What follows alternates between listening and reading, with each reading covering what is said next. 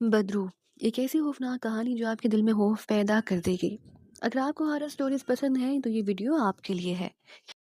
वो दोनों टाइली वाले बाबा के पास पहुंचे और जब उन्हें सारी सूरत हाल से तफसीलन आगाह किया तो उन्हें तैमूर की अंधोनाक मौत पर बहुत रंज हुआ। फिर चंद सानिये सोचने फिर चंद सानिये की पुरसोच खामोशी के बाद वो धीमे लहजे में बोले, शायद तुम लोगों को अभी तक हालात की नज़ाकत और खतरे की बू का अंदाज़ा नहीं हुआ, वरना तुम दोनों की तैमूर साहब की मौत के फ़ौरन बाद ही मुझसे मिलना चाहिए था। खैर, जो हुआ मुझे उसका रंज है। तैमूर ने शायद अपनी बेटी शगुफ्ता को मेरी बार बार नसीहत करने के बावजूद ये अहम बात नहीं बताई थी कि जब भी उसका बदरू से सामना हो तो वो खुद पर काबू रखे, क्योंकि अभी उसके अंदर वो ताकत नहीं है कि वो उससे कोई घुल खिला सके। फिर मैंने एक तावीज़ भी दिया था, उसके होते हुए क्या मजाल कि वो बदरू तुम लोगों का कुछ बिगाड़ सके। वो तावीज़ अब कहाँ पर है? बाबा ने पूछा।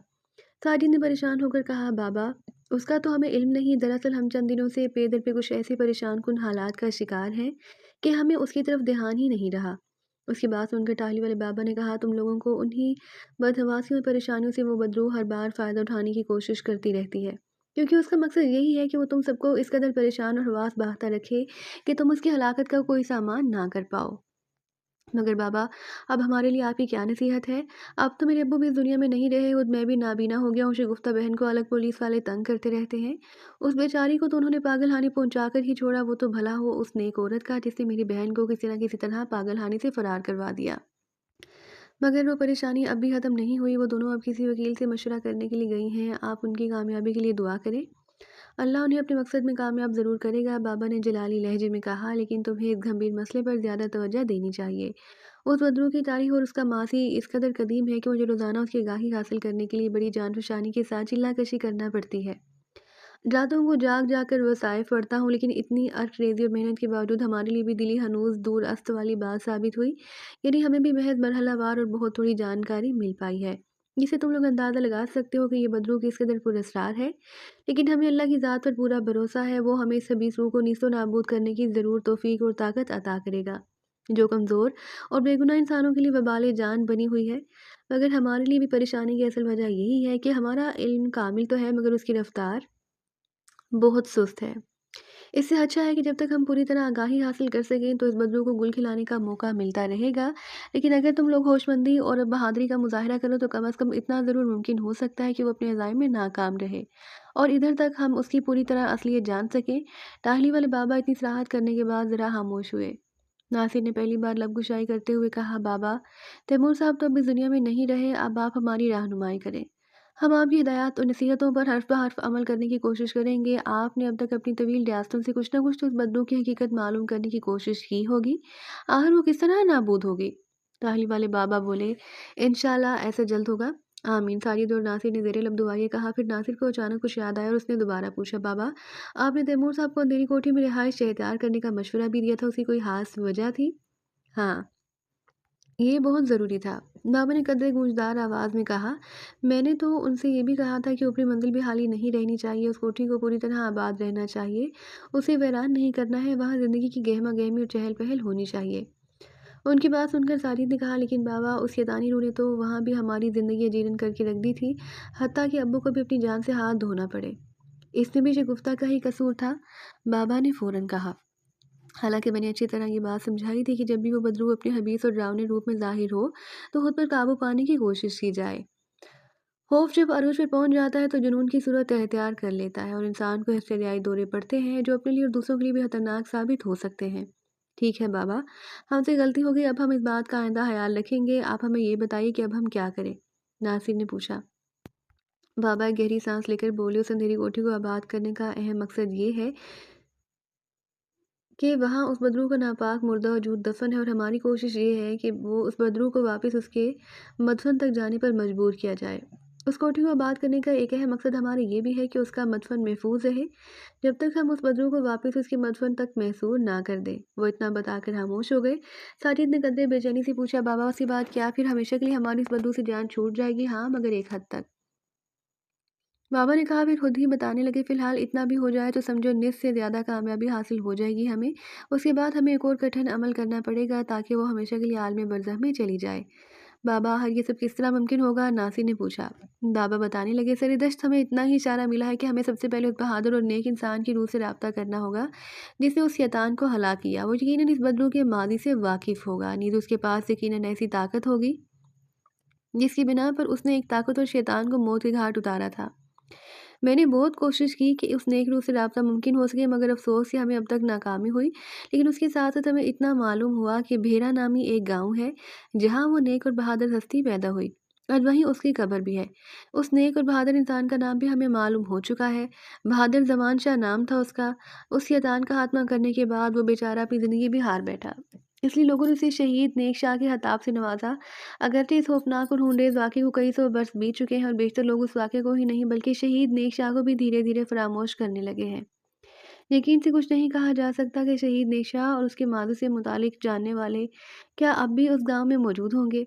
हो सकता है सीना ब सीना ये खौफनाक दोस्तान चली आ रही हो और कोई वाकिफ़ हो। बहरहाल बाबा ने चंद लम्हे तौक़ुफ़ किया, फिर असल बात की तरफ आते हुए बोले, भेरा नामी वो गाँव शाहपुर के जनूब में वाक़या है। चूँकि बहादुर ज़मान शाह का ताल्लुक तैमूर साहब के ख़ानदान से था, इसलिए अब तैमूर साहब की औलाद ही उस बदलू का ख़ात्मा कर सकती है। और वो बदलू भी इसलिए शहीद नेक शाह के सारे ख़ानदान से इंतकाम ले रही है। ये सिलसिला ना जाने कितनी नस्लों तक चलेगा। यही सबब था कि इस बदू ने अपने दुश्मन शहीद नेक शाह की नस्ल और ख़ानदान से ताल्लुक़ रखने वाले अब तक 9 ख़ानदानों को अपने इंतकाम की भेंट चढ़ा दिया है और तैमूर के ख़ानदान का 10वां नंबर है। बदकिस्मती से वो इस ख़ानदान को भी अपने अज़ली इंतकाम का निशाना बना चुकी है। इसलिए अब इस यतून की बदलू का ख़ात्मा भी सिर्फ़ उस ख़ानदान का कोई बहादुर फ़र्द ही कर सकता है। लेकिन अब साजिदा या शगुफ्ता को मेरा नामी गाँव जाकर शहीद नेक शाह की कब्र तलाश करके उसे वहाँ हाज़रात का अमल करना होगा। अब उसकी नेक रूह इस बदलू के खात्मे के बारे में हमें आगाह कर सकती है। न सब यही एक सूरत है। अब तुम जानो और तुम्हारा काम। हमारा काम यहाँ ख़त्म हुआ। टाहली वाले बाबा इतना कहकर खामोश हो गए। साजिद ने एकदम पूछा, बाबा मगर ये हाज़रात का अमल हमें कौन बताएगा? जवाबन बाबा ने कहा, इसमें किसी खास मुश्किल अमल की ज़रूरत नहीं। सिर्फ बावज़ू होकर शहीद नेक शाह की कब्र के पास बैठ जाना और 3 बार अपने इस नेक मकसद के बारे में कदरे बुलंद आवाज़ से उनका नाम लेकर उन्हें आगाह करना। आगे तुम्हारा काम आसान हो जाएगा। मगर याद रखना, ये काम सिर्फ तुम या तुम्हारी बहन शगुफ्ता ही कर सकती हैं। अब जाओ और जितनी जल्दी मुमकिन हो सके ये काम कर डालो। इतना कहकर टाहली वाले बाबा दोबारा आंखें मूंदे इबादत इलाही में मसरूफ़ हो गए। साजिद और नासिर वहाँ से वापस आ गए। ज़ीनत शगुफ्ता के साथ अपनी जिस दोस्त वकील के पास पहुंची थी उसका नाम एडवोकेट हालदा तौफीक था। वो 35-40 साल एक दबंग खातून नज़र आती थी। उसे वकालत की प्रैक्टिस करते हुए गरचे 7-8 बरस ही हुए थे, लेकिन उसे क्रेडिट में हाथ से पेचीदा और मुश्किल केसों की कामयाबियां थी। उसने अब तक बेदाग पेशा वराना ज़िंदगी गुजारी थी। उसका शोहर तौफीक अहमद एक ईमानदार और फ़र्ज शनास पुलिस इंस्पेक्टर था। बाहर दौर में अपनी पुरानी और बचपन की सहेली जीनत को देखकर बहुत खुश हुई। जीनत ने उसे अपनी और शगुफ्ता के गंभीर मसले के बारे में तफसील से आगाह कर दिया। शगुफ्ता के कहने पर उसने शगुफ्ता से मुतालिक पुरअसरार हालात को हज़फ कर दिया। सारी तफसील बगौर सुनने के बाद एडवोकेट हालदा ने मुस्कुराकर ज़ीनत से कहा, अरे भाई, मैं तो समझ रही थी कि कोई पेचीदा और मुश्किल केस होगा। ये तो सीधा सादा आम सा केस है। भाई, तुम्हारे लिए तो सादा और आसान केस होगा, मगर हमारे लिए तो दर्द सर है। अब इसका हल भी बता दो। ज़ीनत ने भी दोस्ताना बेतकल्लुफ़ी से कहा। वो बोली, मैं अभी किसी अच्छे से मेडिकल स्पेशलिस्ट और एक साइकियाट्रिस्ट से तुम दोनों के मेडिकल सर्टिफिकेट का बंदोबस्त किए देती हूँ। किस्सा ख़त्म। उसकी बात सुनकर ज़ीनत और शगुफ्ता को ज़रा ढारस हुई और वो मुतमईन नज़र आने लगी।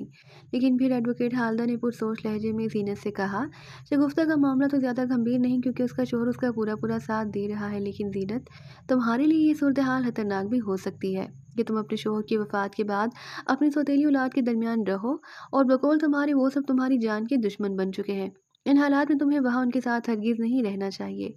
उसकी बात सुनकर ज़ीनत भी कुछ सोचने पर मजबूर होगी। फिर बोली, तुम ही बताओ, फिर मैं क्या करूं, कहाँ जाऊं? नकद हिस्सा तो मेरे अकाउंट में जमा हो चुका है, जबकि कोठी में भी मेरा हिस्सा है। मैं इससे भी दस्तबरदार होने को तैयार हूँ, लेकिन मैं अपने मरहूम शोहर का पूरा कारोबार संभाले हुए हूँ। वो करोड़ों का कारोबार है। मेरे शोहर ने उसे दिन रात एक करके तरक्की की मंजिल तक पहुंचाया है। चूंकि मैंने एमबीए कर रखा था, थोड़ी बहुत समझ बूझ रखती थी, इसलिए मेरे शोहर ने मुझे कारोबार में लगा दिया। मुझे ओहदा भी दिया ताकि मैं बाकायदा तरीके से काम कर सकूं। ये भी हकीकत है कि उन्होंने इससे पहले अपने 2 बेटों मुश्ताक और अज़हर को कारोबारी सूझबूझ समझाने की कोशिश की, मगर वो एक नंबर के हठहराम निकले।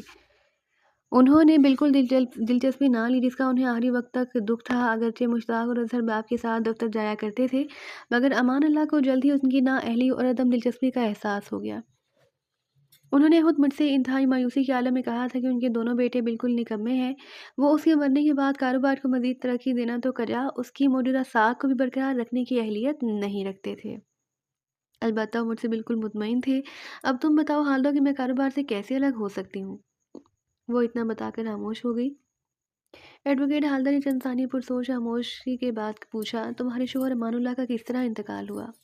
वो हार्ट के मरीज से, उन्हें एक रोज़ हार्ट अटैक हुआ, ये दूसरा अटैक था जिससे वो जानबर ना हो सके। जीनत ने मगमूम लहजे में बताया। और वेरी सैड। एडवोकेट हालदा ने कलमा तासुफ अदा किया, फिर बोली, अब तुम एक काम कर सकती हो, रुपए पैसे की तुम्हें कमी नहीं, तुम कारोबार संभालती रहो, अलबत्ता अपनी रहायश फ़ौरन अलग कर लो, यही एक बेहतर तरीका है।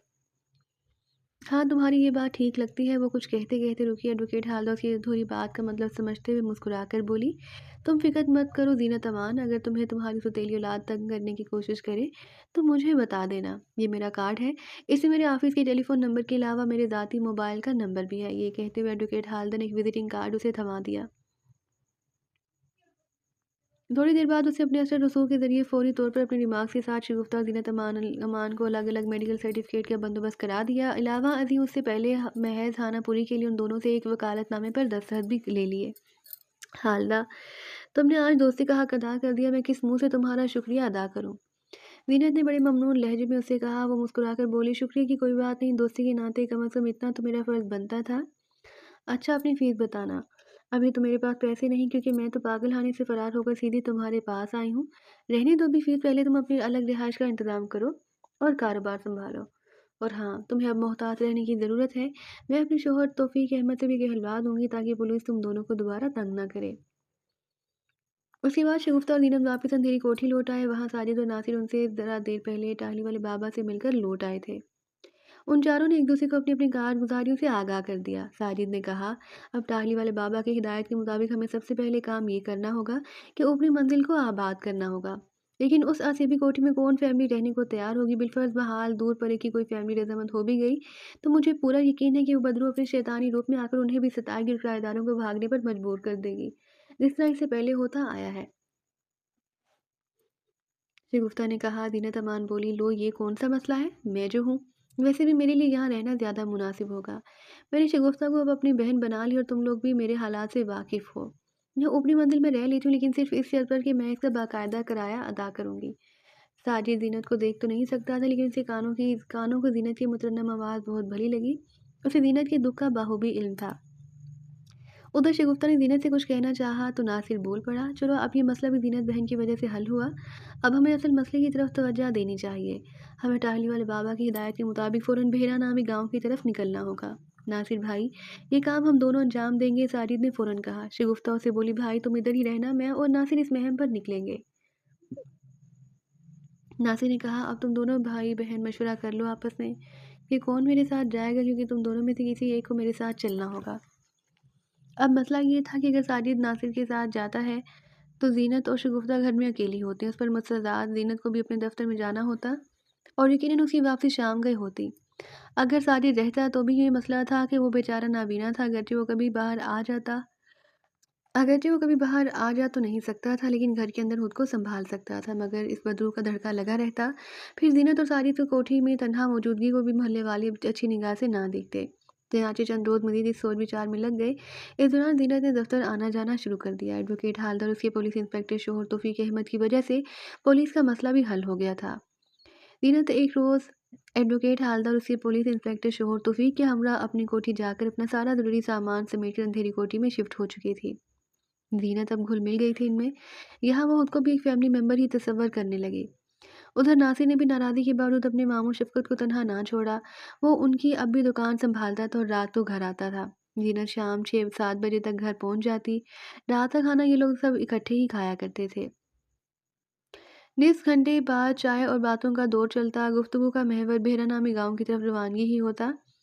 नीरज को बदरू से ज़रा भी दिलचस्पी ना थी। सच्ची बात ये थी कि उसे आज तक यकीन ही नहीं आया कि कोई बदरू उनके ख़ानदान के खून की प्यासी हो रही थी। मगर ज़ीनत साजिद की वजह से बैठी रहती और शामली गुफ्तगू रहती थी। उसे ये बांका सजीला नौजवान अच्छा लगता था। यही दिली कैफियत साजिद की भी हो रही थी। उस रोज़ रात को हस्बे मामूल ज़ीनत ऊपरी मंजिल अपने कमरे में सोने के लिए आई तो ठटक गई। कमरे की बत्ती रोशन थी और दरवाज़ा भी थोड़ा खुला हुआ था। उसने सोचा कि हो सकता है कि वो दिन में दरवाज़ा खुला और लाइट जलती छोड़ गई हो। लिहाजा वो कमरे में दाखिल हुई, शबे हवाबी का लिबास पहना और बेड पर दराज होने से पहले उसने लाइट ऑफ करने के लिए स्विच बोर्ड की तरफ हाथ बढ़ाया तो उसे हैरत का शदीद झटका लगा। लाइट का स्विच ऑफ था मगर बत्ती जल रही थी। कमाल है, बटन तो ऑफ है मगर ये लाइट कैसे जल रही है? वो हैरत से बड़बड़ाई, शायद स्विच खराब होगा। वो खुद ही हंसी और बेड पर आकर लेट गई। कमरे में जीरो पावर का सब्ज बल्ब रोशन था। जीनत मुश्किल बेड पर लेटी थी और दोनों हाथ सीने पर थे, मगर उसे न जाने क्यों नींद नहीं आ रही थी। हालांकि उससे पहले वो थकावट और नींद भी महसूस कर रही थी, मगर अब तो जैसे नींद उसकी आंखों से कोसों दूर हो चुकी थी। उसे जाने क्यों बेचैनी सी भी महसूस हो रही थी। अचानक उसे एक हल्का सा झटका महसूस हुआ, यूं जैसे किसी ने बेड को जोर से हिलाया हो। ये झटका इस कदर वाज़ेह था कि जीनत उसे अपने वहम पर भी महमूल नहीं कर सकती थी। वो घबरा कर उठ बैठी। मां दोबारा झटका लगा, फिर तो जैसे बेड यूं मुसलसल हिलने लगा जैसे जलजला आ गया हो। जीनत भी यही समझी थी, लेकिन फिर उसने देखा कि जलजले में तो दीवारें और आसपास पड़ी दीगर अशिया भी थिरकने लगती हैं। तो उसे अचंभा हुआ। फिर दूसरे ही लम्हे उसे अपने बेड को धीरे धीरे फिजा में उठते देखा। अब तो जीनत को जैसे सकता हो गया और उसकी समातम बदरू वाली कहानी गूंजने लगी। खौफ के बाद वो थर थर कांपने लगी। वो पसीने से शराबोर हो गई और सरासीमा निगाहों से दाएं बाएं देखने लगी, मगर उसे कोई नजर न आया। माँ ने दहशत के उससे चीहा भी नहीं जा रहा था कि कम से कम बेड पर ही से छलांग लगा देती। बेड को जैसे किसी गैर मरई कुव्वत ने फिजा में मुअल्लक कर रखा था। फिर अचानक जैसे उसे छोड़ दिया गया। एक धमाके से भारी भरकम बेड दोबारा जमीन पर आ रहा। इस बार जीनत के हलक से गैर इरादी सी चीख खारिज हो गई।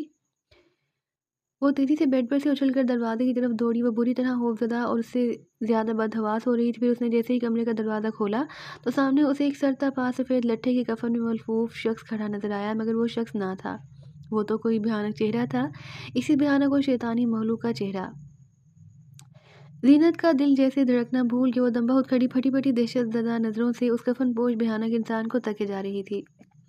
इसी वक्त उस भयानक कफन पोश मखलूक ने गर्रा कर जीनत से कहा, अपनी ज़िंदगी चाहती हो तो यहाँ से चली जाओ वरना जान से चली जाओगी। उसके साथ ही वो भयानक चेहरे वाली मखलूक गायब हो गई। मगर अब जीनत अपने आप में कहाँ, तो उसका दिमाग माउफ होने लगा। फिर दूसरी लम्हे वो गश खाकर वहीं ढेर हो गई। जाने कितनी देर बाद जब उसकी आंख दोबारा खुली तो उसने खुद को हनूज अपने कमरे के दरवाजे की चौखट पर ही बेसुध पड़े पाया। फिर जब वो उठकर खड़ी हुई और बेड पर आकर बैठी तो उसे चक्कर सा आने लगा। उसने बेड साइड टेबल पर धरे पानी से भरे जग को ग्लास में लटकर चंद घूंट पानी पिया तो उसे रफ्ता रफ्ता याद आने लगा। एक बार फिर उसके दिलो दिमाग पर खौफ का गलबा तारी होने लगा। उसकी आंखों के सामने उस भयानक कफन पोश का मकरू चेहरा गर्दिश करने लगा। उफ खुदाया, किस कदर खौफनाक और डरावना चेहरा था। वो उस रासीमा अंदाज में जेरे लब बड़बड़ाई, इस वक्त सफ़ेदा शहर नमूदार होने लगा, मगर अभी बाहर अंधेरा सा फैला हुआ था। हर सू खामोशी का राज था। वो हैरत से सोचने लगी कि इस सारी हड़बोंग में अभी तक कोई भी इस तरफ मुतवज्जा ना हुआ था। जीनत फितरतन होशियार और हाजिर दिमाग औरत थी। वो दिलेर भी थी, अगरचे इस खौफनाक सूरत हाल पर वो दहशत ज़दा ज़रूर हो गई, मगर अब वो किसी अजीब और गहरी पुरस्रार सोच में गर्क हो गई। उसे वो तमाम वाक़यात का इल्म हो चुका था, लेकिन सच्ची बात ये है कि उसे यकीन ना आया। मगर अब उसने अपनी आंखों से बदरू को देखा जिसने उसे धमकाया भी था। हकीकत ये थी कि ज़ीनत का अब उस अपनी सौतेली औलाद से दिल खट्टा हो चुका था, जिन्होंने उसके हुस्न हसलूक का बदला ये दिया कि उसे पागलखाने पहुंचा दिया, जो एक सोचे समझे मंसूबे के तहत हुआ था। ज़ीनत अब उन्हें इस घिनौनी साजिश का मजा चुकाना चाहती थी। नींद उसने कहने को तो एडवोकेट हालत से कह दिया था कि उसे कोठी की भी परवाह नहीं, मगर दर हकीकत वो कोठी से भी दस्तबरदार नहीं होना चाहती थी। वो जानती थी कि अगर उसने अपनी सौतेली औलाद को मुंह तोड़ जवाब ना दिया और उनका मुकाबला ना किया तो वो एक दिन उसे कारोबार से भी अलग कर देंगे। चनाचे अब जीतर के चनाचे अब ज़ीनत की शातिर दिलो दिमाग में कुछ और ही खिचड़ी पकने लगी। और जैसे-जैसे इस पर गौर करती जा रही थी, वैसे-वैसे उसके अंदर एक ज़बरदस्त तहरीक पैदा होने लगी। फिर अगले ही लम्हे उसके लबों पर एक पुरअसरार मुस्कुराहट खिल गई, जैसे अंदर ही अंदर वो किसी नतीजे पर पहुँच गई हो। हुँ, तो मुझे तो इस मौका से फ़ायदा उठाना चाहिए, भरपूर फ़ायदा। क्योंकि वो बदरू बहरहाल मेरी दुश्मन नहीं और ना हो सकती, क्योंकि मैं तैमूर के ख़ानदान या शहीद नेकशा के ख़ानदान से बहरहाल कोई ताल्लुक नहीं रखती। ये सोच के उसकी आंखों में यकायक एक पुरअसरार चमक उभरी। ज़ीनत नहा धोकर नीचे आई। नाश्ते की मेज़ पर सब मौजूद थे। ज़ीनत ने दानिस्ता रात वाले खौफनाक वाक़ये का किसी से ज़िक्र ना किया। नाश्ते के दौरान ही ये प्रोग्राम तय पा गया कि भीना नामी गाँव वाली महम को अब हतमी शक्ल दे देनी चाहिए। ज़ीनत भी यही चाहती थी। चनाचे उसने भी इस बात पर ज़ोर दिया कि नासिर और साजिद को फ़ौरन भेरा गाँव की तरफ निकल जाना चाहिए। रही बात शगुफ्ता की तनहा शाम तक घर रहने की, तो इस सिलसिले में उसने यही तजवीज़ पेश की कि उसे हर रोज़ अपने हमरा दफ्तर ले जाया करेगी। चनाचे ये मसला हल होते ही अगले दिन अली सुबह नासिर और साजिद गांव के लिए निकल गए। वो दोनों ट्रेन के जरिए रात 8 बजे शाहपुर पहुंचे। यहाँ से बिहरा जाने के लिए उन्हें एक दूसरी गाड़ी पकड़नी थी जो रेल कार थी। ये रेलकार शाहपुर रात 12 बजे पहुंचती थी। चनाचे लोकल ट्रेन थी, इसलिए पूरे 3 घंटे लगाती थी। साजिद और नासिर ने जब शाहपुर के स्टेशन पर उतरकर ये मालूमात हासिल की तो उन्होंने अपना सर पकड़ लिया। यानी पूरे 4 घंटे उन्होंने रेल की कार की आमद का इंतजार करना था। सर्दी में कड़ाके की पड़ रही थी, गर्चे दोनों ने मौसम की मुनासबत से गर्म कपड़े पहन रखे थे, मगर इसके बावजूद ठठराह देने वाली रात की सर्दी ने उनकी रगों में दौड़ते हुए खून को बर्फाब बना दिया था। विजिटिंग रूम पर भी न जाने क्यों ताला पड़ा हुआ था। ये एक छोटा सा स्टेशन था। नासिर भाई, 4 घंटे का इंतजार तो हादसा तवील हो जाएगा, क्यों ना कोई लारी या मुसाफिर वैगन देखी जाए। साजिद ने सर्दी से ठठरते हुए कहा। नासिर बोला, मेरे जहन में भी ये बात थी, मगर हम आधी रात के बाद भेरा गांव पहुंचकर करेंगे क्या? वहां हमारा कोई जानने वाला तो है नहीं। ना बंदा मिलेगा ना बंदे की जात कि किसी से पूछ पाछ कर सराय का ही पता मालूम करें। यहाँ कम से कम प्लेटफार्म पर तो मौजूद है ना। गाड़ी आएगी तो सुबह से पहले पहुंचकर थोड़ा बहुत वक्त हम स्टेशन में काट कर आगे बढ़ जाएंगे, मगर विजिटिंग रूम तो खुलवाने की कोशिश कर लेनी चाहिए हमें। साजिद ने परेशान कुन बेदारी से कहा। नासिर बोला, हाँ आओ, ये कोशिश करके देखते हैं। वो दोनों स्टेशन मास्टर के पास पहुंचे, मगर वो अपने क्वार्टर में था। गाड़ी आने के वक्त पर वो आता था। तब नासिर ने अमले की किसी फर्द की मुट्ठी गर्म करके विजिटिंग रूम खुलवाया। विजिटिंग रूम ज़्यादा कुशादा ना था, बहरहाल गनीमत था। मुख्तसर सा फर्नीचर बेतरतीब पड़ा था, एक आतिशदान भी था। नासिर और साजिद वहाँ मौजूद कुर्सियों पर विराजमान हो गए। फ़कत एक ट्यूबलाइट रोशन थी, मच्छरों की भरमार थी, मगर जहाँ बहरहाल सर्दी का जोर कम था। वो दोनों रेल कार के मुंतज़िर थे। कुर्सियाँ आरामदेह थी, दोनों थके हुए थे। पुशगाह से सर टिका कर बैठे तो उनकी आंख लग गई। काफ़ी देर गुजर गई, गाड़ी के आने का वक्त हो गया कि अचानक कमरे की लाइट ऑफ हो गई। हर तरफ गहरी तारीकी छा गई। ऐसे में विजिटिंग रूम का दरवाज़ा हल्की चरचराहट से खुला और एक भयानक चेहरे वाली बदरूह सफ़ेद लट्ठे के कफन में मलबूस अंदर दाखिल हुई। वो साजिद और नासिर को बारी बारी घूरने लगी। फिर साजिद के करीब आकर उसे कटे हुए होंठों से नुकीले दांत रेहा अंगेज झलक दिखाने लगे। वो मुस्कुरा रही थी, फिर उसने साजिद के कान में सरगोशी की। लबो लहजा नासिर का था। साजिद, साजिद उठो, ट्रेन आने वाली है। साजिद हड़बड़ा कर जाग गया, फिर आंखें मलता हुआ बाहर निकला। वो यही समझ रहा था कि नासिर उसके हमरा चल रहा है, मगर हकीकत ये थी कि वो बदरू उसके साथ साथ चलती हुई प्लेटफार्म तक आ गई। नासिर हनूज विजिटिंग रूम में ही गहरी नींद सो रहा था। गाड़ी बाकी पहुंचने वाली थी।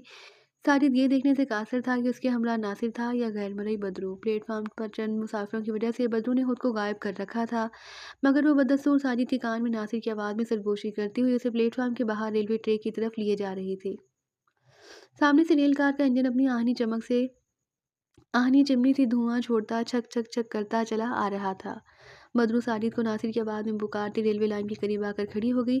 फिर जैसे ही छक छक छक करती रेलगाड़ी करीब आने लगी, बदरू ने नासिर की आवाज़ में साजिद को आगे बढ़ने का कहा। अब वो नाबीना साजिद को पटरी के दरमियान लेकर चल रही थी। साजिद ने भी अगरचे रेल का शोर सुन लिया, मगर वो यही समझ रहा था कि रेल दूर है। क्योंकि वो नाबीना था, रेलगाड़ी अभी प्लेटफार्म में दाखिल नहीं हुई थी, ताहम उसकी रफ्तार खासी तेज़ थी। फिर साजिद और रेलगाड़ी का फासला भी महज चंद फुट का रह गया था। नाबीना साजिद अपनी मुँह से बेखबर चला जा रहा था। रेल कार का इंजन करीब आता जा रहा था। इंजन ड्राइवर अब ज़ोर ज़ोर से विसल भी दे रहा था, मगर साजिद यही समझ रहा था कि वो नासिर के साथ अलग रास्ते पर जा रहा है। ये साजिद की खुशकिस्मती थी कि रेल कार की आमद से प्लेटफार्म पर मुसाफिरों की खासी तादाद इकट्ठी हो गई और शोर शगफ से नासिर की ठीक उसी वक्त टांग खुली। जब साजिद को बदरू नासिर की आवाज़ में बहका कर अपने साथ रेलवे ट्रैक की तरफ ले जा रही थी। नासिर हड़बड़ा कर उठा। वेटिंग रूम की लाइट आ चुकी थी। नासिर ने साजिद को वहां ना पाया तो परेशान हो गया। वो पागलों की तरह मुसाफिरों का परिंद खेलता हुआ मुख्तसर से प्लेटफार्म को तय करने के बाद साजिद के करीब पहुंच गया। उधर रेल कार का इंजन ड्राइवर विसल पर विसल दिए जा रहा था। एंड उस वक्त जब इंजन गरजता धारता साजिद के सर पर आन पहुंचा तो नासिर ने बर वक्त जुस्त लगाई और साजिद को लगेता हुआ दूसरी तरफ की खाली पटरी पर जा पड़ा। रेल कार रोंते हुए उनके बिल्कुल करीब से गुजरने लगी। गिरने से दोनों को मामूली चोटें आई थी, मगर शुक्र था कि नासिर ने अपनी जान खतरे में डालकर साजिद को बचा लिया। साजिद साजिद बेचारा परेशान हो गया।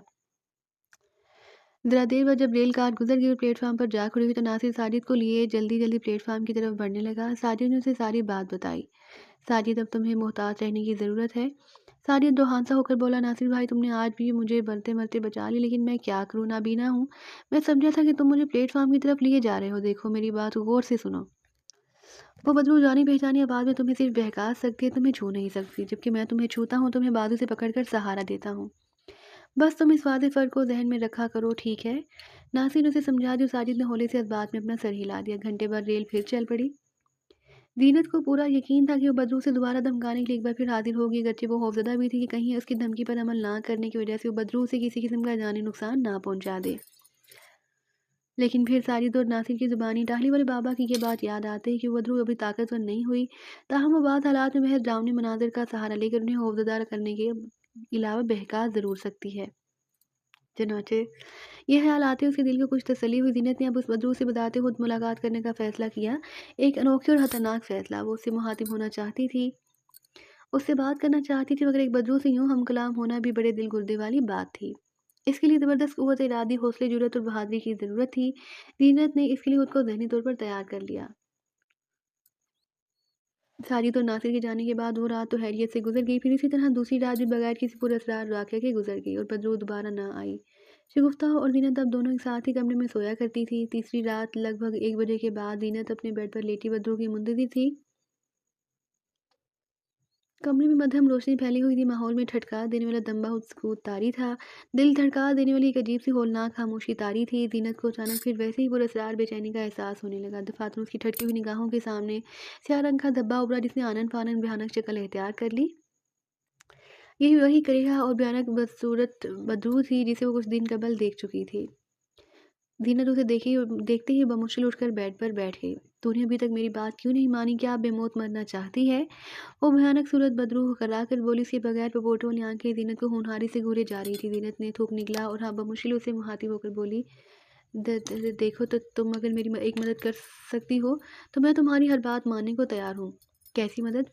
बदू ने घबरा कर पूछा। मम मेरे कुछ दुश्मन हैं, तुम मेरी तरफ से उन्हें इस कदर खौफज़दा कर दो कि वो मेरी कोठी छोड़कर भागने पर मजबूर हो जाएं और मेरी उनसे जान भी छूट जाए, क्योंकि वो मेरी जान के दुश्मन बन चुके हैं।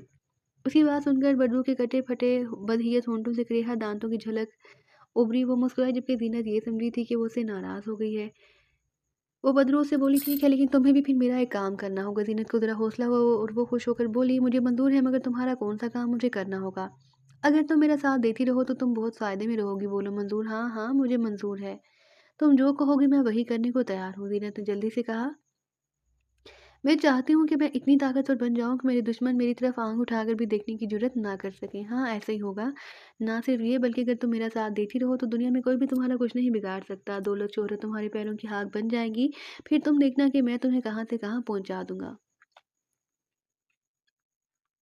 हाँ, हाँ, मैं भी यही चाहती हूँ कि जो मैं चाहूँ वो हो जाए, मगर मैं सबसे पहले अपने दुश्मनों से छुटकारा पाना चाहती हूँ। ज़ीनत ने कहा। बदरू से मुखातिब होने के बाद अब उसका खौफ कम होने लगा। उसकी बात सुनकर बदरू ने कहा, मैं तुम्हारे हालात से अच्छी तरह वाकिफ़ हूँ। तुम अपने घर चली जाओ, फिर देखो मैं क्या करता हूँ। वो तो ठीक है मगर शगुफ्ता, उसकी ज़िम्मेदारी मेरे सर पर है। मैं उसे यूँ तन्हा तो नहीं छोड़ सकती, क्योंकि वो जानती थी कि बदरू को उस ख़ानदान से खुदा बहस्ती का बैर था। मगर उसने देखा कि वो बदरू गुस्से में आनी हो जाए, सर्द लहजे में बोली, तुम शगुफ्ता को अपने साथ अपनी कोठी में ले जा सकती हो। ज़ीनत खुश हो गई। फिर उसने पूछा, लेकिन तुम्हारा कौन सा काम मुझे करना होगा? ये मैं तुम्हें बाद में बताऊँगा, पहले तुम अपने दुश्मनों से छुटकारा पा लो। इतना कहने के बाद वो बदूस सिमटते-सिमटते दोबारा स्याह डिब्बे में तब्दील होकर गायब हो गई। अगले दिन सुबह ज़ीनत ने शगुफ्ता से कहा, शगुफ्ता, मैं अब अपने घर जाना चाहती हूँ, वरना मेरी सौतेली औलाद मेरे हिस्से पर भी काबिज़ हो जाएगी। शगुफ्ता को उसकी बात पर हैरानी हुई और वो परेशान होकर बोली, मगर ज़ीनत बहन, मैं अकेली यहाँ कैसे रहूँगी? साजिद और नासिर तो आ जाएँ, मगर फिर तुम चली जाना। उसकी बात सुनकर ज़ीनत मुस्कुराकर उसे पचकारते हुए बोली, तुमने ये कैसे समझ लिया कि मैं तुम्हें इस असेबी कोठी में तन्हा छोड़कर चली जाऊँगी? हरगिज़ नहीं। मैं तुम्हें भी अपने साथ ले जाऊँगी, लेकिन साजिद और नासिर को तो आ लेने दो, फिर कोई फ़ैसला कर लेंगे। शगुफ्ता ने कहा, न जाने उन्हें कितने रोज़ लग जाएँ वापस आने में। लेकिन तुम्हें परेशान होने की क्या ज़रूरत है? हम हमेशा के लिए तो उस कोठी को खैरबाद नहीं कह रहे। हम यहाँ भी आते रहेंगे और जब साजिद और नासिर लौट आएँगे तो तुम दोबारा यहाँ आ जाना, ठीक है? शगुफ्ता बेचारी क्या जवाब देती, नाचार उसने चुप साध ली। ताहम वो ज़ीनत के इस अचानक फैसले पर कुछ परेशान और बेचैन ज़रूर हो गई थी। ज़ीनत सुबह उसे लेकर अपने दफ्तर पहुंची। फिर चंद घंटे दफ्तर में बैठने के बाद वो शगुफ्ता को लेकर दोपहर 4 बजे अपनी कोठी की तरफ रवाना हो गई। ज़ीनत के इस्तेमाल में अपने शोहर की कार थी। ज़ीनत की कोठी एक शहर के पोश इलाके में थी। कोठी बहुत आलीशान और खूबसूरत थी। कोठी में इस वक्त ज़ीनत के तीनों सौतेले बेटे मुश्ताक, अजहर और नईम के अलावा सौतेली बेटी बबली मौजूद थे। वो इस वक्त एक कमरे में सर जोड़ी अपनी सौतेली माँ के खिलाफ नई साजिश के तार बड़े बेटे के हार खाए लबो लहजे पर उसने उसकी आंखों में आंखें डालते हुए गुस्से से कहा, पहले अपना लहजा दुरुस्त करो, फिर भी मुझसे बात करना, समझे तुम? ये कहकर वो शगुफ्ता से बोली, आओ शगुफ्ता। फिर वो दोनों आगे बढ़ने लगे तो अजहर ने आगे बढ़कर उसका रास्ता रोक लिया और सर्द लहजे में बोला, तुम यहाँ नहीं रह सकती। जीनत ने एक जलती सुलगती निगाह उसके चेहरे पर डाली, फिर अपने पर्स से मोबाइल फ़ोन निकाल कर इंस्पेक्टर तौफीक अहमद का नंबर पिंच किया। राब्ता होने पर वो एक तेज़ और चुभती हुई निगाह अजहर और नईम पर डालते हुए बोली, इंस्पेक्टर तौफीक, मैं जीनत अमान बात कर रही हूँ, आपकी मिसेज एडवोकेट हालदा की सहेली। मैं इस वक्त अपनी कोठी में मौजूद हूँ और मेरी सौतेली औलाद ने मुझे फिर बदमाशी दिखानी शुरू कर दी है। प्लीज़ आप ज़रा तशरीफ़ ले आइए। दूसरी तरफ से इंस्पेक्टर तौफीक की पुरजोश आवाज़ उभरी, आप बेफिक्र रहें, मैं अभी पहुँचता हूँ। बहुत बहुत शुक्रिया इंस्पेक्टर साहब, जीनत ने ममनूनियत भरे लहजे में कहा और मोबाइल ऑफ करते हुए अपने पर्स में रखा।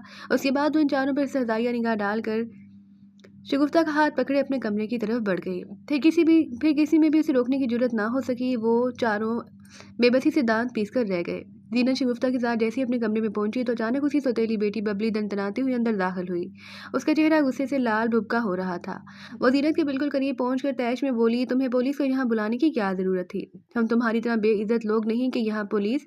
अभी उसने इतना ही कहा था कि जीनत ने गुस्से से दांत पीस कर एक जन्नाटेदार थप्पड़ उसके गाल पर रसीद कर दिया। चटाह की जोरदार आवाज़ उभरी और बबली की आंखें एहसास जिल्लत और मारे तैश के फैल कर रह गईं। उसके वहमो गुमान में भी ना था कि ये डरपोक सी औरत ऐसी जुर्रत भी कर सकती है। जीनत ने गुस्से से फनकते हुए लहजे में उससे कहा, सुन लिया मेरा जवाब, अब दफ़ा हो जाओ यहाँ से। बबली अपने मजरूब गाल को सहलाते हुए उसे नफरत अंगेज नजरों से घूरते हुए घरा कर बोली, तुम फिर भी हमारा मुकाबला नहीं कर सकती नागिन। हम देख लेंगे तुम्हारे अंदर कितना जहर है। ये धमकी देने के बाद वो गुस्से से अपना पाँव पटकती हुई कमरे से निकल गई। जीनत के चेहरे पर जहरीली मुस्कुराहट ऊद कर आई, अलबत्ता इस सूरत-ए-हाल ने बेचारी शगुफ्ता को हासा परेशान सा कर दिया था। वो मुतफक्कर होकर जीनत से बोली, जीनत तुमने अभी यहाँ आकर बहुत गलती की है। इन चारों बहन भाइयों के अज़ाएं बहुत खतरनाक नजर आते हैं। उसकी बात सुनकर जीनत ने जहरहन मुस्कुराहट से कहा, शगुफ्ता तुम बिल्कुल फिक्र मत करो, मैं अब इन चारों से अच्छी तरह निपटूंगी। 1 घंटे बाद इंस्पेक्टर तौफीक चंद पुलिस वालों के साथ वहां आ पहुंचा।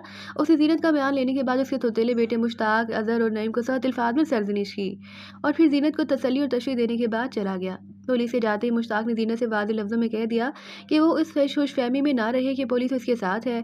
वो मगरमच्छों के साथ दरिया में ज़्यादा देर तक नहीं रह सकती, उसे अपना अलग बंदोबस्त करना ही पड़ेगा। मगर जीनत ने उसकी धमकी की कोई परवाह ना की। शगुफ्ता को उस झगड़े में अब अपनी जान की फिक्र लाहक होने लगी, जो जीनत से छुपी ना रह सकी। वो उसे तसल्ली देने के सिवा क्या कर सकती थी? वो अब मुंतज़िर थी कि कब वो बदरू उसकी मदद के लिए ज़ाहिर होती है। रेलकार बेहराम पहुंची तो वो 2 घंटे लेट हो चुकी थी। दूर मशरिकी सिमत पो फटने वाली थी। साजिद और नासिर बोगी से नीचे उतरे। सर्दी जोरों पर थी। शिकस्ता से प्लेटफार्म पर उतरकर दोनों ने पहले एक नलके से मुंह हाथ धोया, फिर एक बोसीदा सी सीमेंट की बेंच पर बैठ गए। इतने में एक चाय वाला छेंका उठाए चाय केक की आवाज़ लगाता हुआ वहां से गुजरने लगा तो नासिर ने उसे आवाज़ देकर बुलाया। फिर दोनों ने चाय केक का नाश्ता किया। जरा सस्ताए पर उसके बाद स्टेशन की शिकस्ता इमारत से बाहर निकल आए। हर सुबह हैरानी और खामोशी थी। इक्का दुक्का यके वाले खड़े थे। पूछने पर पता चला कि आबादी यहाँ से तकरीबन 1 किलोमीटर के फासले पर थी। एक यके में कई मुसाफिर भरे थे। थोड़ी आबादी वाले इस गांव में यकों की ये कलील तादाद मुश्तरका सवारी उठाती थी, वरना तो एक मुसाफिर को किराया बहुत अदा करना पड़ता था। बहरहाल दोनों एक यके में फंसा कर बैठ गए। 1 किलोमीटर का सफ़र गोया 2 किलोमीटर पर मैनेज हुआ। मुख्तलिफ जगहों पर सवारियां उतारते हुए यके में अब सिर्फ साजिद और नासिर ही रह गए थे।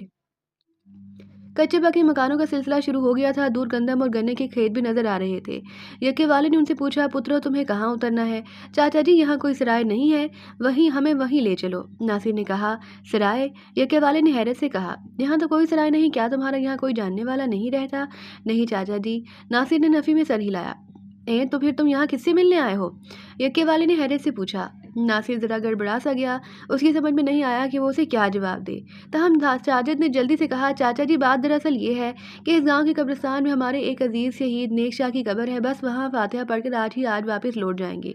अगर आप हमें सीधा वहीं पहुँचा दें तो बड़ी मेहरबानी होगी आपकी। यकी वाला साजिद की बात सुनकर चौंक पड़ा, फिर अजीब सी हैरत से बोला, क्या तुम बाबा शहीद नेक शाह के अजीज हो? शाबा भाई शाबा, ये तो बड़ी अच्छी बात है। पूरा गांव उनका मुरीद है। आप तो बड़े मोअज़्ज़ज़ लोग हो। बिस्मिल्लाह जी बिस्मिल्लाह। वो एकदम अकीदत और एहतराम से सरशार हो गया और नहायत इंकिसारी के साथ दोनों हाथों से बारी बारी साजिद और नासिर से बड़ी गर्मजोशी से मिला। दोनों बेचारे हैरान और परेशान हो गए। यके वाला बोला, तुसी हुन फिक्र ना करो जी, मैं तानू वड्डे चौधरी जब्बार खान दे डेरे ते लै चलना वा। ये कहकर उसने यके की रफ्तार तेज कर दी। नासिर और साजिद उलझन अमेज सोच में पड़ गए। उनसे ये फैसला नहीं हो पा रहा था कि वो अब क्या करेंगे। ताहम उन्हें एहसास हुआ कि उन्हें अब ये बात जाहिर नहीं करनी चाहिए थी। यूं टाहली वाले बाबा की नसीहत के मुताबिक ये बात रात में नहीं रह सकती थी।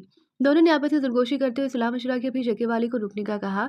नासिर ने फौरन जेब से किराया निकालकर उसे अदा किया, फिर साजिद को सहारा देकर नीचे उतराया। यके वाला अरे अरे करता रह गया, मगर नासिर और साजिद तेज तेज कदमों से चलते हुए कच्चे घरों की कितारों में गायब हो गए। ज़रा आगे जाकर नासिर ने साजिद से कहा, साजिद तुम्हें ये बताने की क्या ज़रूरत थी उस यके वाले को?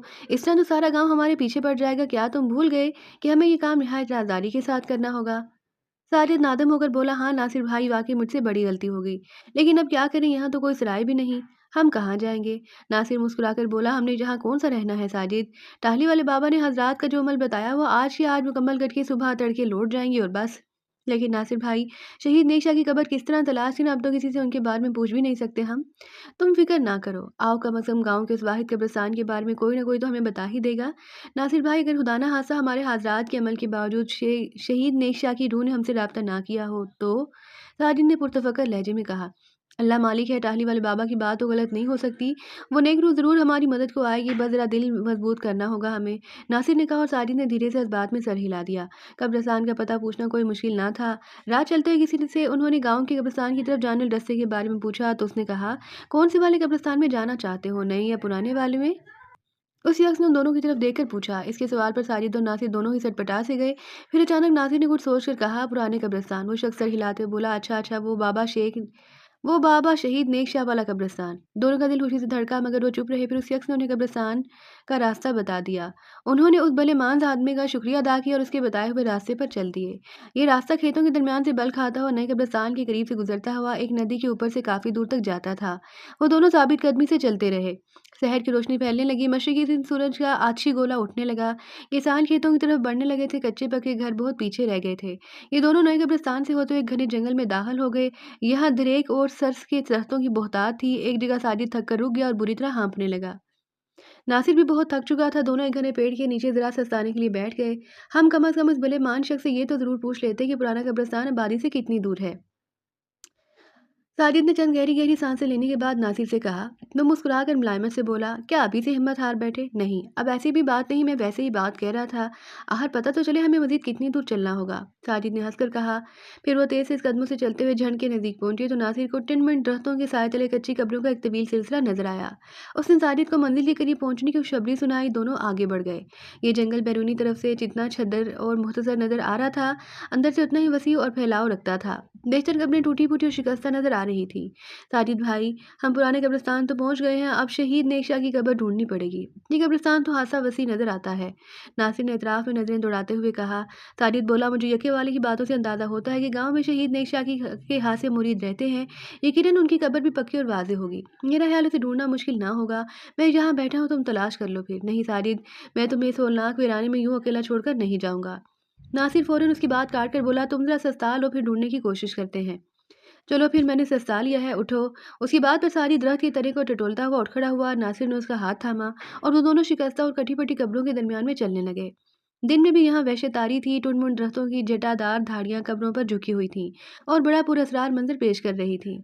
साजिद तो देखने से कासर था, मगर नासिर धीरे धीरे चलता हुआ अपने दाएं बाएं देखता। कब्रिस्तान का निस चक्कर पूरा कर चुका तो उसे तब भी शहीद नेक शाह का मकबरा दिखाई ना दिया। फिर उसने जरा सा साने के बाद बकिया निस चक्कर पूरा करने के लिए कदम बढ़ा दिए। अब उसे सही मानों में अंदाजा हुआ था कि ये कब्रिस्तान किस कदर तवील था। क्या हुआ नासिर भाई, कब्र नहीं मिल रही? साजिद ने कदरे हाँफते हुए कहा। हाँ यार, बहुत थका दिया है, वैसे अभी आधा हिस्सा बाकी रहता है। नासिर ने भी अपनी सांसें दुरुस्त करते हुए कहा, मैं तो समझ रहा था कि इस छोटे से गांव का कब्रिस्तान भी छोटा होगा, लेकिन लगता है यहाँ तो पूरे 2 गांव की आबादियां दफन हैं। हाँ यार, मुझे ये सुनकर हैरत हुई कि भला ये नया पुराना कब्रिस्तान क्या बात हुई। मेरा ख्याल है आसपास दूसरे गांव भी होंगे, वो इधर अपने मुर्दों को दफनाते होंगे। साजिद ने ख्याल जाहिर करते हुए कहा, अरे ये क्या क्या हुआ नासिर भाई? मुझे सामने एक कुटिया सी नजर आ रही है, चलो वहां चलकर पूछ अपने काम से लगते हैं। नहीं, मुझे सख्त प्यास लग रही है और अंदर कम से कम पानी तो होगा। मुझे ये किसी गोरकन की ही झोंपड़ी लगती है। दोनों बोसीदा टाट हटाकर अंदर दाखिल हो गए। जमीन पर घास फूस फैली हुई थी। एक कोने में बोसीदा सा फटा पुराना बिस्तर पड़ा था। पास ही पानी का मटका भी 2 ईंटों के सहारे टिका था, जिसके ऊपर एक टेढ़ा मेढ़ा जूस का ग्लास औंधा रखा था। एक जानिब सूखी टहनियों का मोटा सा गट्ठर भी नजर आ रहा था। बस में छत को संभाले हुए एक बदनुमा बांस भी ऐसीदा था, जिससे एक लालटेन झूल रही थी। एक तरफ कुछ जंग आलूद औजार नजर आ रहे थे। एक अजीब होलनाक वहशत सी छाई हुई थी अंदर। नासिर पानी का घड़ा देखकर खुश हो गया। उसने साजिद को घास पर बिछे बिस्तर पर बिठा दिया। फिर घड़े से पानी निकाल कर साजिद को भी पिलाया और खुद भी पिया। दोनों सस्ताने के लिए बैठ गए। क्या यहाँ कोई भी नहीं है नासिर? जरा देर ठटकी हुई खामोशी के बाद साजिद ने कहा, हाँ कोई भी नहीं है। नासिर ने गोमगों से लहजे में कहा। जाने क्यों उसे इस झोंपड़ी के अंदर अजीब सी बेचैनी का एहसास होने लगा। फिर अचानक उसे यूं ही करीब रखे जंग लगे औजारों की तरफ देखा, फिर ज़रा खिसक कर उनका जायज़ा लेने लगा। इन औजारों में कील खींचने वाला जंबूर, हथौड़ी, कीलें, एक छुरा, एक कसाइयों वाला बगदा और 2 अदद मुख्तलिफ साइज़ की छोटी-बड़ी छेनियाँ थी। नासिर, कहाँ हो तुम? नासिर गोमगो से लहजे में बड़बड़ाया, मैं इधर ही हूँ, ज़रा ये औजार देख रहा हूँ। कैसे औजार हैं? साजिद ने पूछा। अजीब सी है, हथौड़ी, कीलें, छीनियाँ और बगदा। पता नहीं कौन यहाँ रहता है। गोरकन ही होगा, मगर गोरकन की झोंपड़ी में तो कुदालें और बेलचे होने चाहिए। यार नासिर, मेरा दिल घबरा रहा है। अरे यार, मैं हूं ना तुम्हारे साथ, तुम परेशान ही हो गए। नासिर ने उसे तसल्ली दी। चलो यार, पानी पी लिया और सस्ता भी लिया, अब निकल चलो। साजिद की घबराहट खत्म नहीं हुई थी। नासिर ने हंसकर कहा, अरे यार, तुम तो बिला वजह ही घबरा रहे हो। मेरा ख्याल है ये झोंपड़ी गोरकन ही होगी। हम कहाँ शहीद नेशा की कब्र की तलाश में मारे मारे फिरेंगे, इधर ही बैठ कर उस गोरकन का इंतजार करते हैं। वो आएगा तो उससे पूछ लेंगे, उसे जरूर मालूम होगा। साजिद चुप हो रहा। नासिर वहीं जरा कमर सीधी करने की गर्ज से लेट गया। रात के 1 बजे का अमल था। ज़ीनत और शगुफ्ता अपने कमरे में सो रही थी। ये ज़ीनत का बेडरूम था। जहाज़ी साइज़ के आराम था बेड पे। शगुफ्ता तो लेटते ही सो गई, मगर ज़ीनत की आंखों से नींद अभी तक कोसों दूर थी। दरहकीकत उसे उस बदरू का इंतज़ार था, जिससे उसने मुआहदा कर रखा था। वो बड़ी बेचैनी के साथ बदरू की मुंतज़िर थी और बार-बार मुसलमाना बेचैनी के साथ दीवार गिर घड़ियाल की तरफ तके जा रही थी। फिर 1 घंटा मज़ीद इसी तरह गुज़र गया और रात के 2 बज गए, लेकिन वो बदरू ना आई। ज़ीनत बेचैनी सी महसूस करने लगी। वो सोचने लगी कि कहीं बदरू ने उन्हें इस अंधेरी कोठी से बेदखल करने की खातिर कोई चाल तो नहीं चली थी, क्योंकि वो यही चाहती थी कि वहाँ कोई ज़ी-नफ्स ना रहे, वो इसी तरह हाली रहे। अचानक रात के आखिरी पहर सन्नाटे में एक तेज़ चीख उभरी। ये चीख बहुत लर्ज़ा-हेज़ थी, जिसे सुनकर एक लम्हे के लिए ज़ीनत का भी दिल लर्ज़ कर रह गया। लेकिन जब मुसलसल चीखों की आवाज़ें उभरने लगीं तो ज़ीनत पहचान गई, ये उसकी सौतेली बेटी बबली की चीखें थीं। अब ज़ीनत के लबों पर ज़हरीली मुस्कुराहट रक़्सा हो गई। पूरी कोठी में भगदड़ सी मच गई। शगुफ्ता भी जाग उठी और परेशानी से ज़ीनत की तरफ देखकर बोली, क क कौन चीख रहा है? ज़ीनत समझ गई कि उस बदरू ने वादे के मुताबिक अपना काम दिखाना शुरू कर दिया है। क्योंकि ये बात उसने राज में रखना थी, इसलिए अनजान बनकर और अपने लहजे में परेशानी समोकर बोली, पता नहीं, तुम ठहरो, मैं देखती हूँ। मैं भी साथ चलूंगी। नहीं, तुम ठहरो इधर ही और खबरदार कमरे से बाहर मत निकलना। मैं अभी आती हूँ, ज़ीनत ने कहा और अपनी ख़ाबगाह से बाहर आ गई। कोठिया की बत्तियां रोशन कर दी गई थी। एक कुशादा कमरे में वो चारों बहन भाई मौजूद थे। बबली की हालत बहुत गैर हो रही थी। मुश्ताक, अजहर और नईम उसे संभालने की कोशिश कर रहे थे, मगर बबली की हालत नहीं संभल रही थी। वो मारे खौफ के थर-थर कांप रही थी। अभी उनकी नज़र ज़ीनत पर नहीं पड़ी थी, तब फिर अचानक ज़ीनत को अपने कान में एक सरगोशी सुनाई दी। बेवकूफ़, तुम वापस जाओ और मुझे अपना काम करने दो। ज़ीनत का दिल यकबार ही ज़ोर से धड़का। वो सरगोशी को पहचान गई। ये उसी बदरू की आवाज़ थी। वो उसकी बात का मतलब समझकर खामोशी के साथ उल्टे पैरों वापस अपनी ख्वाबगाह की तरफ लौट गई। उसके चेहरे पर आसूदा मुस्कुराहट थी। ख्वाबगाह में पहुंची तो शगुफ्ता ने हरासा लहजे में पूछा, क्या हुआ ज़ीनत? कुछ नहीं हुआ, बबली ने शायद कोई डरावना ख्वाब देख लिया है। वो रात गुजर गई, मगर उसके बाद ऐसी असेबी रातें हर रोज़ आने लगीं। बबली को दरअसल रातों में कफन पोश इंतहाई मकरूह सूरत नजर आती थी। फिर वो सूरत अपने तीनों भाइयों में भी देखने लगी। उस पर जुनूनी दौरे पड़ने लगे और वो उन पर हमला करने लगी। जो शय उसके हाथ में आती वो आओ देखती ना ताओ उनके चेहरे पर जड़ देती। तीनों भाई भी परेशान हो गए। फिर यही नहीं, मुश्ताक, अजहर और नईम को भी कफन पोश मकरूह सूरत दिखाई देने लगी। जाहिर है ये सारी कारस्तानी उसी बदरू की थी। चनाचे वो चारों बहन भाई बुरी तरह खौफजदा हो गए। साजिशी जहन के मालिक तो थे ही। वो समझ गए कि आखिर ये मकसूर मकरूह सूरत भूत उसकी सौतेली माँ को क्यों दिखाई नहीं देता, या उसे तंग क्यों नहीं करता। ज़रूर वो काले जादू की माहिर थी। ये बात जब बलियुल ऐलान उन्होंने अपनी सौतेली माँ ज़ीनत से कही, तो उसने भी गुस्से में आकर कह डाला, हाँ, ये एक बदरू है, जिसे एक काले इल्म के ज़रिए मैंने काबू में किया है। अगर तुम चारों ने ये कोठी खाली ना की, तो फिर तुम सबको हलाक कर डालेगी। इसलिए तुम लोगों के लिए बेहतरी इसी में है कि अपना बोरिया बिस्तर समेटो और यहाँ से हमेशा के लिए दफ़ा हो जाओ।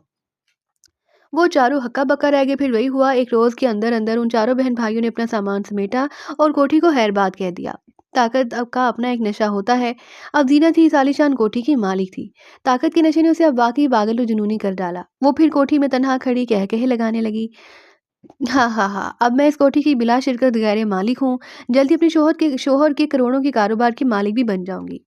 ऐ बदरू मैं तुझसे बहुत खुश हूँ। तू कहाँ है? मेरे सामने आ। मैं तेरा शुक्रिया अदा करना चाहती हूँ। शगुफ्ता उस वक्त वहाँ मौजूद न थी, ताहम उसे यहाँ के पुरस्रार हालात का इल्म हो चुका था। इतना तो वो जान गई थी कि ये सारी कारस्तानी उसी बदरू की है। पहले पहल तो यही समझी थी कि हो सकता है इस खानदान का ताल्लुक भी उसी की तरह नेक शहीद शाह से रहा हो। इसलिए अब वो बदरू उनकी भी जानी दुश्मन बन चुकी थी, क्योंकि उन चारों बहन भाइयों के साथ भी बिल्कुल वैसा ही हुआ था जो शगुफ्ता और उसके घर वालों के साथ हुआ था। शगुफ्ता को इस बात पर उलझन आमेज परेशानी भी थी कि आखिर वो बदरू फिर जीनत और उसे क्यों नहीं सता रही। जब उसने जीनत से ये सवाल पूछा तो उसने नहायत मकारी से कहा, मैं तुम्हारे खानदान से ताल्लुक नहीं रखती। ये बात इसलिए उसने कही कि उसे शगुफ्ता के पुरस्कार हालात से पूरी आगाही थी। नासिर और साजिद की टाहली जुबानी टाहली वाले बाबा की बातों से भी वाकिफ थी। जब शगुफ्ता ऊपर उसकी ख्वाबगाह में गहरी नींद सो गई तो जीनत नीचे आ गई। वहाँ बदरू उसके सामने ज़ाहिर हुई तो ज़ीनत ने उसका शुक्रिया अदा किया और बोली, अब मैं चाहती हूँ कि मेरी सौतेली औलाद हमेशा के लिए मेरा पीछा छोड़ दे। मैं उन्हें कारोबार से भी अलग करना चाहती हूँ, तो मेरा ये काम कर दो। उसकी बात सुनकर बदरू के मकरू चेहरे पर क्रेहा दांतों की कतार से उभरी। वो अपने बड़े होलनाक अंदाज में मुस्कुराए। तुम बेफिक्र रहो, ऐसा होगा, लेकिन अब तुम्हें मेरा एक काम भी करना होगा। हाँ हाँ, मुझे मंजूर है। तुम बताओ मुझे वो काम, मुझे क्या करना होगा? रीना खुश होकर बेचैनी से कहा। बदरू ने कहा, जिस अंधेरी कोठी में तुम मेरे दुश्मनों के साथ रहती थी, उसे जला डालो। ज़ीनत उसकी बात सुनकर परेशान हो गई। ये मफादात की जंग थी। अगरचे ज़ीनत जानती थी कि बदरू ऐसा क्यों चाहती है। इसलिए उसने अंधेरी कोठी में उसका कई सौ साल पुराना मदफन था, जबकि शगुफ्ता, सारिद और नासिर टाहली वाले बाबा की हिदायत के मुताबिक उस बदरू को अपने मदफन की तरफ लौटने पर मजबूर करने के लिए इतने पापड़ बेल रहे थे, जिसके बाद उनकी जानें इस बदरू से हमेशा के लिए छूट सकती थी। मगर अब ज़ीनत बदरू का यह मुतालबा मानने पर मजबूर थी, क्योंकि वो जानती थी कि अगर उसने उसकी बात ना मानी तो वो आइंदा उसकी कोई मदद नहीं करेगी, बल्कि उल्टा उसकी जान की दुश्मन बन जाएगी। फिर बदरू ने उसे शोहरत, दौलत और तहफ़्फ़ुज़ का लालच भी दिया। दूसरी तरफ वो ये भी नहीं चाहती थी कि शगुफ्ता और साजिद को किसी किस्म का जानी नुकसान हो। वो साजिद के मामले में खुद भी उसके लिए अपने दिल में अब एक नरम गोशा रखती थी। वो अजीब महमसे का शिकार हो गई थी। बदरू हनूज उसके सर पर खड़ी थी। उसने जीनत की मतरूदुद खामोशी पर कहा, तुम्हारी खामोशी को मैं क्या समझूं? जीनत के चालाक जहन में फौरन एक ख्याल उभरा। लिहाजा वो अपने लहजे को मुल्तजाना बनाते हुए बोली, देखो, मुझे तुम्हारी बात मानने से इनकार नहीं, लेकिन मुझे डर है कि तुम बाद में शगुफ्ता और साजिद की जान को नुकसान पहुंचाने की कोशिश ना करो। और साजिद को तो मैं चाहने भी लगी हूँ।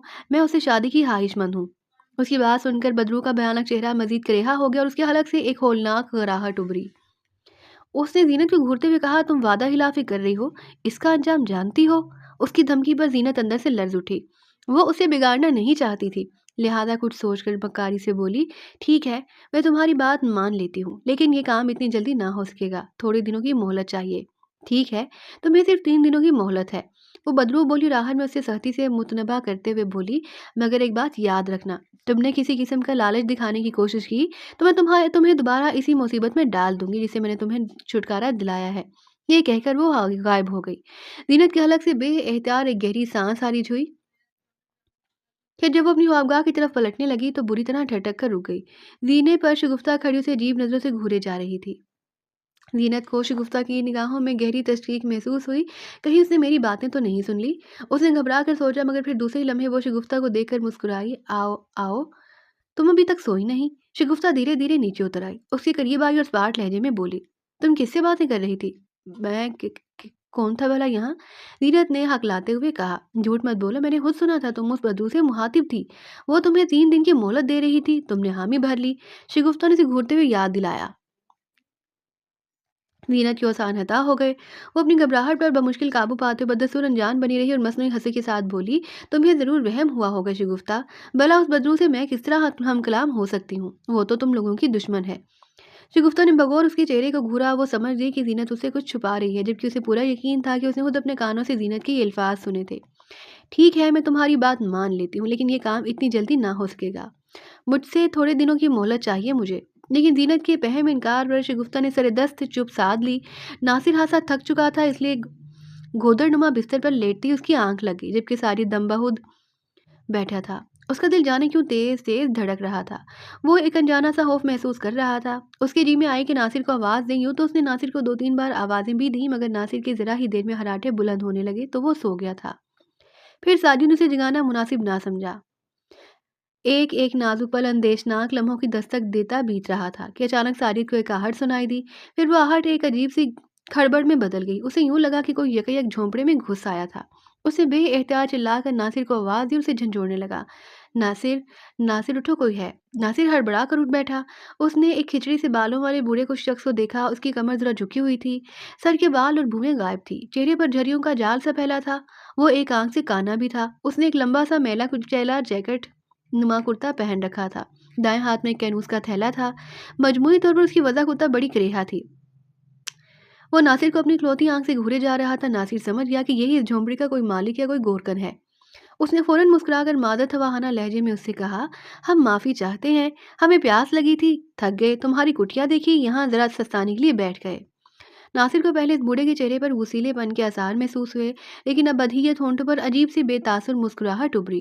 फिर वो सर हिलाते हुए अपने बाएं हाथ के इशारे से नासिर को बैठने का इशारा करते हुए बोला, बैठो बैठो, कोई बात नहीं। उसकी आवाज़ हर दर्जा खुरदरी थी, जैसे कोई फटा डोल पीट रहा हो। बूढ़े ने अपने दाएं हाथ में पकड़े हुए थैले को एक कोने में रखा, फिर साजिद की तरफ देखकर नासिर से बोला, ये तुम्हारा साथी क्या देख नहीं सकता? हाँ, ये बेचारा नाबीना है। नासिर ने कहा। इस बूढ़े ने खामोशी के साथ अपने कुर्ते की जेब से एक पतली डोरी निकाली और कैनूस के थैले के सिरे की मुठ बनाकर उसे गिर लपेटने लगा। नासिर को इंतहाई नागवार सी बदबू का एहसास हुआ। उसकी नजरें बार बार थैले पर अटक रही थी। उसे लगा जैसे ये बदबू उस गंदे थैले से आ रही थी। ताहम उसने उसका इजहार ना किया।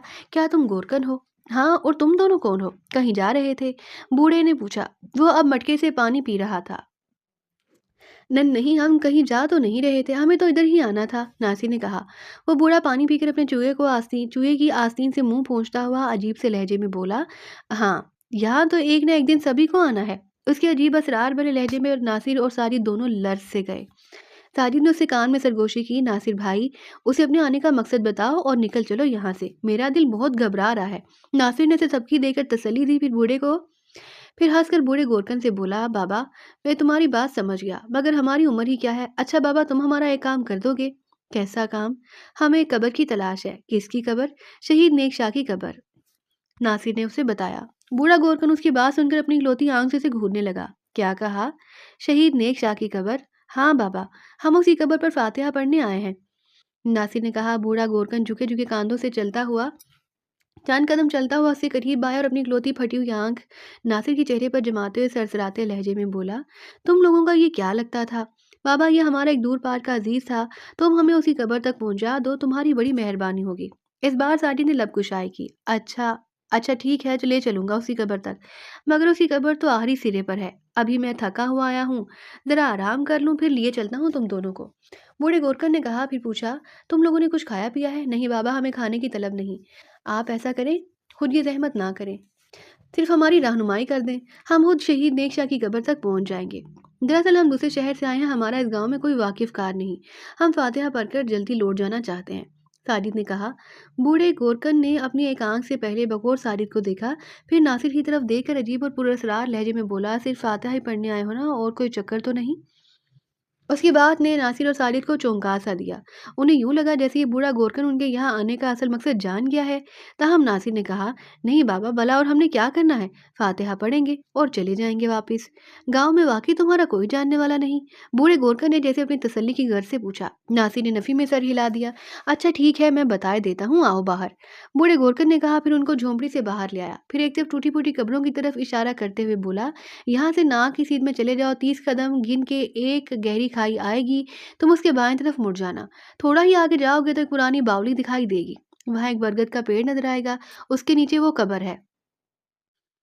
तुम्हारा बहुत बहुत शुक्रिया बाबा, हम चलते हैं, नासी ने जल्दी से कहा। फिर सारिद का हाथ पकड़े मस्कुरा सिम की तरफ बढ़ गया।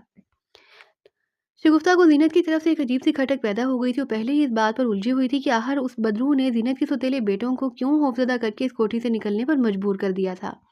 उनकी भला क्या दुश्मनी थी? अगरचे इस सिलसिले में जीनत ने उसे बताया था कि हो सकता है ये लोग भी उसके खानदान या नस्ल से ताल्लुक़ रखते हों।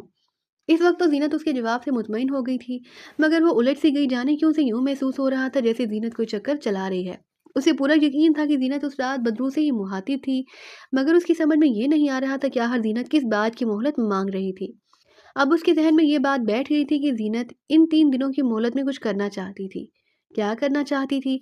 उसका उसे अब खोज लगाना था। चनाचे उसने अब ज़ीनत की टो लेने का फ़ैसला किया। अब वो कोशिश करती थी कि हर वक़्त उसी के साथ-साथ रहे। यूँ भी वो उसके साथ ही दफ़्तर आया-जाया करती थी। शगुफ्ता ने ज़ीनत से उस मौज़ू पर ज़्यादा बहस ना की, लेकिन उधर ज़ीनत अब परेशान सी रहने लगी। उसने बदरू से वादा करके 3 दिनों की मोहलत तो ले ली थी, लेकिन अब वो सोच रही थी कि क्या करे? क्या वाक़ई उस बदरू की बात मान ले या फिर इनकार कर दे? इनकार करने की सूरत में उसे बदरू की धमकी याद थी कि अगर उसकी बात मान लेती है तो शगुफ्ता नासिर साजिद की सारी मेहनत अकारत जा सकती थी, बल्कि उसकी जान भी सख्त खतरे में पड़ सकती थी। उसका ज़मीर ये गवारा नहीं कर रहा था कि वो उन लोगों के साथ धोखा करे। फिर साजिद को तो वो चाहती थी, हर बहुत सोच विचार करने के बाद उसने यही फैसला किया कि वो बदरू की बात हरगिज़ नहीं मानेगी, चाहे कुछ भी हो जाए। तब उसने शगुफ्ता को एक दिन सारी बात बता दी। शगुफ्ता ने फरते जज्बात से उसे अपने गले से लगा लिया और जीनत को तसल्ली देते हुए बोली, जीनत बहन, तुम बिल्कुल फिक्र मत करो, तुम्हें मालूम है ना कि वो बदरू हमारा बाल भी बीका नहीं कर सकती। बस हमें ज़रा होशमंदी से काम लेना होगा। और हाँ, दुआ करो कि नासिर और सारी खैरियत और कामयाबी के साथ वापस लौट आएँ। हाँ, मुझे भी साजिद की बहुत फ़िक्र रहती है। ज़ीनत ने हौले से कहा तो शगुफ्ता कदरे चौंक कर उसका चेहरा तकने लगी। फिर जैसे उसकी बात का मतलब समझकर मुस्कुराते हुए मायनेहेज़ लहजे में बोली, अच्छा अब मैं समझी कि तुम्हारे अंदर कौन-सी खिचड़ी पक रही है। लेकिन ज़ीनत बहन, मुझे कोई एतराज़ नहीं। क्या तुम मेरे भाई साजिद के साथ खुश रह सकोगी? मेरा मतलब है कहीं बाद में तुम्हें कोई पछतावा ना हो। नहीं शगुफ्ता, ऐसा नहीं होगा। साजिद वाक़ई बहुत अच्छा लगता है मुझे, लेकिन मुझे कभी-कभी सोचती हूँ कि पता नहीं वो मुझे पसंद करता है कि नहीं। वो मुझे पसंद करता है कि नहीं, क्योंकि मैं उससे उम्र में बड़ी जो हूँ। ज़ीनत ने हौले से कहा। शगुफ्ता बड़े रसान से बोली, तुम भाई की तरफ से बेफिक्र रहो। उस बेचारे को खुद किसी तुम जैसे ही सहारे की ज़रूरत है, और फिर तुम्हारी कौन सी इतनी ज़्यादा उम्र है, सिर्फ 6-7 साल का ही तो फ़र्क है। बल्कि तुम तो अपनी उम्र से भी छोटी ही दिखाई देती हो। उसकी बात सुनकर ज़ीनत ने मुस्कुरा कर शगुफ्ता से कहा, शगुफ्ता, तुम क्या समझती हो कि मैं साजिद को ऐसे ही रहने दूंगी? हरगिज़ नहीं, मैं उसका इलाज करवाऊंगी। मुझे यकीन है कि एक दिन वो फिर से हम सबको देखने लगेगा। अल्लाह करे ऐसा हो। शगुफ्ता ने फरते जज्बात से रुंधे हुए लहजे में कहा और जीनत से ने ज़ेरे लब आमीन कहा। फिर दोनों सोने के लिए बेड पर दराज हो गई। शगुफ्ता तो लेटते ही सो गई, जबकि जीनत रात गई करवटें बदलती रही। दर हकीकत उसका दिल घबरा रहा था। रात जब निस पहर गुजर गई तो अचानक कमरे की दीवार पर एक साया उभरा। जीनत दीवार पर उभरते उस पुरअसरार साये को देखकर बुरी तरह लर्ज गई। बदरू उसके खौफजदा जहन में उभरा। फिर उसके देखते ही देखते उस पुरअसरार साये की सूरत वाज़े होने लगी। ये वही भयानक सी सूरत थी, उसी बदरू की सूरत। फिर वो गुस्सीले लहजे में ज़ीनत से बोली, तूने मेरे साथ वादा खिलाफ़ी कर डाली, अब देखना अपना हशर। उसकी धमकी सुनकर ज़ीनत सहम कर रह गई। दहशत के मारे उसकी ज़ुबान तालू से जा चिपकी। फिर वो बदरू फ़ौरन ही गायब हो गई। ज़ीनत सारी रात ना सो पाई। ज़ीनत की बातों पर शगुफ्ता ने बहुत गौर-व-होश किया। उसे अब टाहली वाले बाबा की ये अजीबो-गरीब मंतक समझ में आ रही थी कि उन्होंने उस अंधेरी कोठी को आबाद रखने का क्यों मशवरा दिया था। कोई ऐसी बात ज़रूर थी जो शैतानी बदरू के खिलाफ जाती थी। तब उसके ज़हन में एक धमाका हुआ। उसे याद आया कि जब नासिर और सारी टाहली वाले बाबा से जाकर मिले थे तो उन्होंने दोनों से ये भी कहा कि उस बदरू का हमेशा के लिए हाथमा तभी हो सकता है जब वो वापस अपने पुराने मदफन की जानिब लौटने पर मजबूर हो जाए। और यही मालूम करने तो नासिर और सारी भीरा गए थे, जहाँ उन्हें शहीद नेक शाह की नेक रूह ने इस सिलसिले में उनकी रहनुमाई करना थी। अब शगुफ्ता को बदरू के असल अज़ाइम के बारे में अंदाज़ा होने लगा कि वो अंधेरी कोठी को गैर आबाद क्यों रहने देना चाहती थी, बल्कि अब तो वो उस कोठी को नजर आतिश करने पर तुली हुई थी। ये ख्याल आते ही शगुफ्ता बेचैन सी होगी। उसने सोचा कि इस कोठी को अब ज़्यादा देर गैर आबाद नहीं रहने देना चाहिए। चनाचे अगले रोज़ जीनत से साफ साफ कह दिया कि नासिर और साजिद की वापसी जाने कब हो, लिहाजा अब वो इस अंधेरी कोठी को ज़्यादा दिन गैर आबाद नहीं छोड़ सकती। ये तुम क्या कह रही हो शगुफ्ता? तुम वहाँ किस तरह रहोगी? साजिद और नासिर को तो वापस आ जाने देती, जीनत ने घबरा कर कहा। शगुफ्ता समझ गई थी कि ज़ीनत उसके हमरा उस असेबी अंधेरी कोठी में नहीं जाना चाहती। यूँ भी उसे अब क्या ज़रूरत थी वहाँ रहने की। वो अब यहाँ अपनी आलीशान कोठी में अपना तसल्लुत जमा चुकी थी। गोया अब ये भी एक नया मसला पैदा हो गया था कि अंधेरी कोठी की ऊपरी मंजिल खाली हो चुकी थी। बाहर दौड़ वो संजीदगी से बोली, उस कोठी को ज़्यादा देर गैर आबाद नहीं रहना चाहिए ज़ीनत, ये हम लोगों के हक में बेहतर ना होगा। ठीक है, फिर मैं भी तुम्हारे साथ चलूंगी, बिलाहर ज़ीनत ने फैसलाकुन लहजे में कहा। शगुफ्ता कदरे चौंक कर उसकी तरफ देखते हुए बोली, और तुम्हारी ये कोठी खाली रहेगी? बेशक, मुझे इसकी परवाह नहीं। और अगर तुम्हारी सौतेली औलाद ने दोबारा उस पर कब्जा जमाने की कोशिश की, वो अब यहाँ कभी नहीं आएगी। और अगर आ भी गई तो दोबारा मुझे यहाँ से बेदखल करने की जुर्रत अब नहीं करेंगे। ज़ीनत ने मुस्तहकम लहजे में कहा। शगुफ्ता हौले से मुस्कुरा दी। अब उसे ज़ीनत की नीयत पर बिल्कुल शोभा ना रहा था। दफ्तर से वापसी पर शाम 6 बजे जब ये दोनों अपनी कार पर अंधेरी कोठी पहुंचे तो 19 घंटे बाद काल बेल बजी। दोनों चौंक पड़ी। वो दोनों गेट पर पहुंची, दरवाज़ा खोला तो सामने शगुफ्ता का ससुर यानी उसके शौहर नासिर का मामू शफकत खड़ा था। उसके हमरा मोहल्ले के चंद दीगर मोतबर अफराद भी मौजूद थे। उनके चेहरों पर दृष्टि के आसार थे। शफकत के लिए ज़ीनत अजनबी औरत थी। उसने एक नागवार सी नज़र उसके चेहरे पर डाली। फिर उसने अपनी बहू शगुफ्ता से मुहातिब होकर बोला, मेरा भाजा नासिर कई दिनों से गायब है। किधर है वो मेरे भाई साजिद के साथ दूसरे शहर गए हैं, शगुफ्ता ने स्पार्ट लहजे में जवाब दिया। इतने में एक दूसरे मोहल्ले वाले ने शगुफ्ता से मुहातिब होकर सर्द लहजे में कहा, देखिए मोहतरमा, अगर आपके शौहर और भाई होते तो हम ये बात उन्हीं से करते, लेकिन अब मजबूरन हमें तुम ही लोगों से बात करना पड़ेगी। ज़ीनत ने कुछ कहना चाहा, लेकिन शगुफ्ता ने इशारे से उसे रोक दिया और उसकी तरफ देखकर मतानत से बोली, आपको हमसे क्या बात करनी है? उस पर एक तीसरे मोहल्लेदार ने कहा, बीबी, हम इस असेबी कोठी से आजिज आ चुके हैं, बल्कि पूरा मोहल्ला परेशान है। पहले तो हमें कोई परेशानी ना थी, लेकिन जब से तुम लोगों ने यहाँ डेरा डाले रखा है, यहाँ से बहुत अजीबोगरीब डरावनी आवाज़ें आती हैं। हम ये बर्दाश्त कर लेते, मगर अब ये हमारे मोहल्ले में हर रोज़ कोई ना कोई कत्ल हो रहा है। हम जानते हैं ये सब आप लोगों की वजह से हो रहा है। उसने अपनी बात खत्म की। ज़रूर ये लोग यहाँ कोई सफरी अमल करते होंगे। एक और ने कहा, इन लोगों को पुलिस के हवाले कर देना चाहिए। जीनत और शगुफ्ता सुन होकर रह गई थी। तहम जीनत ने हिम्मत करके उन लोगों से कहा, आप लोगों को गलत फहमी हुई है। हम यहाँ किसी किस्म का कोई काला या सफली अमल नहीं करते। उसकी बात सुनकर शफकत की त्योरी पर बाल पड़ गए। वो जीनत को घूरते हुए बोला, बीबी, हम कुछ नहीं जानते। तुम लोगों को इसी वक्त अपना बोरिया बिस्तर यहाँ से समेट कर जाना होगा। मुझे शक होने लगा है कि कहीं मेरा भांजा नासिर तुम लोगों के काले जादू की भेड़ न चढ़ गया हो। अरे मिस्टर, तमीज से बात करें, समझे तुम? ये कोठी हमारी मलकियत है, हम उसे क्यों हाली करें? जीनत भी अड़ गई। शगुफ्ता ने अपने ससुर को समझाने की कोशिश की, मगर वो ना माना और यूं वो सब उन्हें पुलिस में जाने की धमकी देकर वापस चले गए। अगर ये बात राज में रखने के लिए टाहली बाबा ने ताकीद ना की होती तो यकीनन वो उन्हें आगाह कर देती, मगर अब एक नई परेशानी ने शगुफ्ता को मुतवहिश सा कर दिया। लेकिन जीनत को उसकी मुतालिकन फिक्र ना थी। उसने शगुफ्ता को तसल्ली दी और कहा, पुलिस को भी आ लेने दो, मैं निमट लूंगी उनसे। नासिर और सारिद बूढ़े गोरकन के बताए हुए रास्ते पर तेज तेज कदमों से टूटी हुई शिकस्ता कब्रों के दरमियान चले जा रहे थे। फिर 30 कदम गिनकर वो रुक गए। दिन में भी चार इतराफ हूका आलम था। पूरा कब्रिस्तान सांस लेता हुआ महसूस हो रहा था। हर तरफ आसेबी वीरानी का राज था। उसके बाद वो दोनों बाएं तरफ मुड़ गए। सामने ही पुराना कुआं नजर आ गया। फिर उसके करीब पहुंचकर वो दोनों रुक गए। नासिर ने चारों तरफ नजरें दौड़ाई तो उसे अपने दाएं जानिब चंद शिकस्ता कब्रों को छोड़कर बरगद का वो पुराना पेड़ नजर आ गया, जिसके नीचे एक कब्र थी। नासिर भाई, क्या शहीद ने एक शाह की कब्र दिखाई दी? मान साजिद ने पूछा। हाँ, आगे नजर आओ, नासिर ने कहा। फिर उसका हाथ पकड़ के बरगद तले उस कब्र के करीब पहुंचकर रुक गया। कब्र कच्ची थी मगर ठीक हालत में थी। उसकी आसपास की मिट्टी को देखकर अंदाजा होता था कि कब्र की देखभाल बाकायदगी से नहीं तो अक्सर बेशतर जरूर की जाती है। कब्र के सराहने कुतबा था। नासिर जरा झुककर बगौर पढ़ने लगा। शहीद नेक शाह, नीचे मुख्तसर तारुफ था। भीरा का बहादुर और नेक इंसान, जिसने कई सौ साल पहले एक भयानक शैतान सिफ्त इंसान का बड़ी बेजिगरी से मुकाबला करके उसका खात्मा किया और गांव वालों को उस मोजी से निजात दिलाई, मगर इस मुकाबले में वो खुद भी मारा गया। नासिर एक गहरी सांस खारिज करके खड़ा हुआ और साजिद को कुतबे की तहरीर से जुबानी आगाह किया। साजिद खुश होकर बोला, इसका मतलब है कि हम अपनी मंजिल के करीब पहुंच गए हैं। हाँ साजिद, मुझे उम्मीद है इस बहादुर नेक शाह की रूह इस मामले में ज़रूर हमारी रहनुमाई करेगी, नासिर ने पुरजोश लहजे में कहा। अब उन्हें रात का इंतजार था। दोपहर हो चुकी थी। उन्हें भूख का भी एहसास होने लगा। पानी तो उन्होंने बूढ़े गोरकन की झोंपड़ी से पी लिया था। मान साजिद ने हर्षा जाहिर करते हुए नासिर से कहा, नासिर भाई, तुम्हें टाहली वाले बाबा की नसीहत तो याद है ना कि हमें ये काम रात की तारीकी में और नहायत राजदारी के साथ करना है? हाँ हाँ, मुझे याद है, नासिर ने जल्दी से कहा। लेकिन मुझे इस बूढ़े गोरकन से भी होशियार रहना होगा। वो हमारी टोल लेने की कोशिश ज़रूर करेगा। मैं तो देख नहीं सकता, मगर तुमने इस बात का ज़रूर ध्यान रखना होगा। हाँ साजिद, तुम बेफिक्र रहो, मैं चौकन्ना रहने की कोशिश करूंगा। आओ अब ज़रा फातिहा पढ़ लेते हैं, नासिर ने कहा। फिर दोनों ने फातिहा पढ़ी। अब पेट पूजा का मसला था। आबादी बहुत दूर थी। यूं भी वहाँ उन्हें कोई होटल या सराय वगैरह नज़र नहीं आई थी, ना ही उनका वहाँ कोई जानने वाला था। लिहाजा उन्होंने उधर ही वक्त गुजारी का सोचल बता। नासिर ने एक जंगली बेरी का दरख्त तलाश किया और दोनों ने जंगली बेर खाकर गुजारा किया।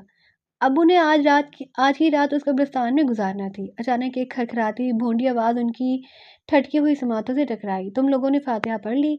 दोनों उस शनासा आवाज़ पर चौंके। नासिर ने गर्दन उठाकर देखा।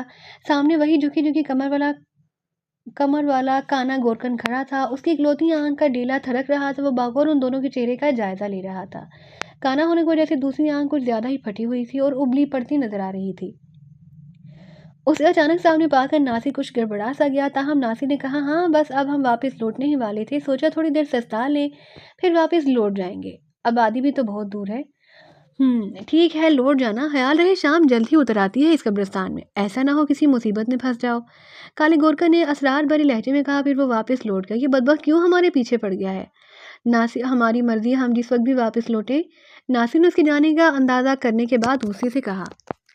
नासिर किसी सोच में गुम था। गाने गोरकन ने किसी मुसीबत का जिक्र किया और वो सोच रहा था कि क्या वो उन्हें इस तरह डराने की कोशिश कर रहा था। वो दोनों जरा फासले पर जाकर एक घने पेड़ तले बैठ गए। नासिर बगौर चौकन्ना अंदाज में चार इतराफ गाहे बगाहे नजर दौड़ा रहा था। दर हकीकत वो ये देखने की कोशिश कर रहा था कि कहीं वो पुरअसरार काना गोरकन वहां रहकर उनकी टो तो नहीं ले रहा, मगर ऐसा नहीं था। दूर दूर तक अब वीरानी का राज था। माहौल में दम बहुत सी खामोशी तारी थी। अंदेशनाक वसवसों से फिजा धड़कती महसूस हो रही थी। दोनों वहीं बैठे रहे। फिर कुछ सोचकर उन्होंने एक चक्कर कब्रिस्तान का लगाया। फिर इस मर्तबा कोई महफूज सी जगह तलाश करके वहीं बैठकर रात होने का इंतजार करने लगे। ये जगह शहीद नेक शाह की कब्र से थोड़ी ही दूर थी। उनका ख्याल था कि वो काना गोरकन जरूर एक बार फिर अपनी तसल्ली करने की खातिर यहाँ आएगा कि ये दोनों वापस लौट गए हैं या नहीं। उनकी समझ में नहीं आ रहा था कि आखिर ये काना गोरकन उन्हें क्यों शाम से पहले पहले यहाँ से लौट जाने का कह रहा था। इसमें क्या राज था, कौन सा पुरस्कार चक्कर था, ये दोनों नहीं जानते थे। वक्त गुजरा, शाम झुकने लगी। यहाँ तो दिन में भी होलनाक माहौल महसूस होता था, मगर अब शाम होते ही माहौल में मजीद दहशत तारी हो गई। नासिर भाई, शाम तो हो गई? मान साजिद ने पूछा। हाँ, शाम तो हो गई है, लेकिन हमसे एक गलती हो गई, नासिर ने सरगोशी में कहा। कैसी गलती? हमें लालटेन अपने साथ ज़रूर लानी चाहिए थी, नासिर ने बताया। क्या आसमान साफ नहीं? चांद की रोशनी से भी काम लिया जा सकता है, साजिद ने कहा। हाँ, देखता हूँ, आसमान तो साफ ही है, नासिर ने शफाफ आसमान पर तारे टमटमाते हुए देखकर कहा। शाम के बाद रात झुक आई। अब उन्हें आवारा जानवरों और दीगर हशरातुल आरिस का भी डर होने लगा। शुक्र था कि तबाक सा चांद उभर आया और पुरस्कार से तिलिस्माती चांदनी पूरे कब्रिस्तान पर फैल गई थी। आसपास अब आवारा कुत्तों और गिद्धों के चीखने चिल्लाने की आवाज़ें भी आने लगीं। नासिर भाई, लगता है रात बहुत गहरी हो गई है। क्यों ना अपना काम शुरू किया जाए? साजिद ने होले से सरगोशी की। नासिर बोला, चलो। वो दोनों उठे और शहीद नेक शाह की कब्र की तरफ चल पड़े। दफातन उन्हें यूं लगा जैसे कोई उनके उकब में चला आ रहा हो। नासिर ने फौरन रुककर अपने उकब में देखा, मगर उसे सिवाय तारीकी और मलजगी चांदनी की कुछ नजर न आया। वो उसे माहौल का शाहसाना करार देकर फिर आगे बढ़ा तो अचानक उसे अपने उकब में आहट सुनाई दी। उसने एकदम गर्दन मोड़कर उकब में देखा तो उसे एक सायादार दरख्त की आड़ में छुपता हुआ नजर आया। कौन है? नासिर ने धड़कते दिल से पुकारा, मगर कोई जवाब ना मिला। साजिद, तुम जरा ठहरो। नासिर ने साजिद को वहीं खड़ा किया और उस दरख्त की तरफ बढ़ने लगा जिधर वो पुरस्कार सा साया छुपा था। वो पहुंचा तो उसे कोई वहां नजर ना आया।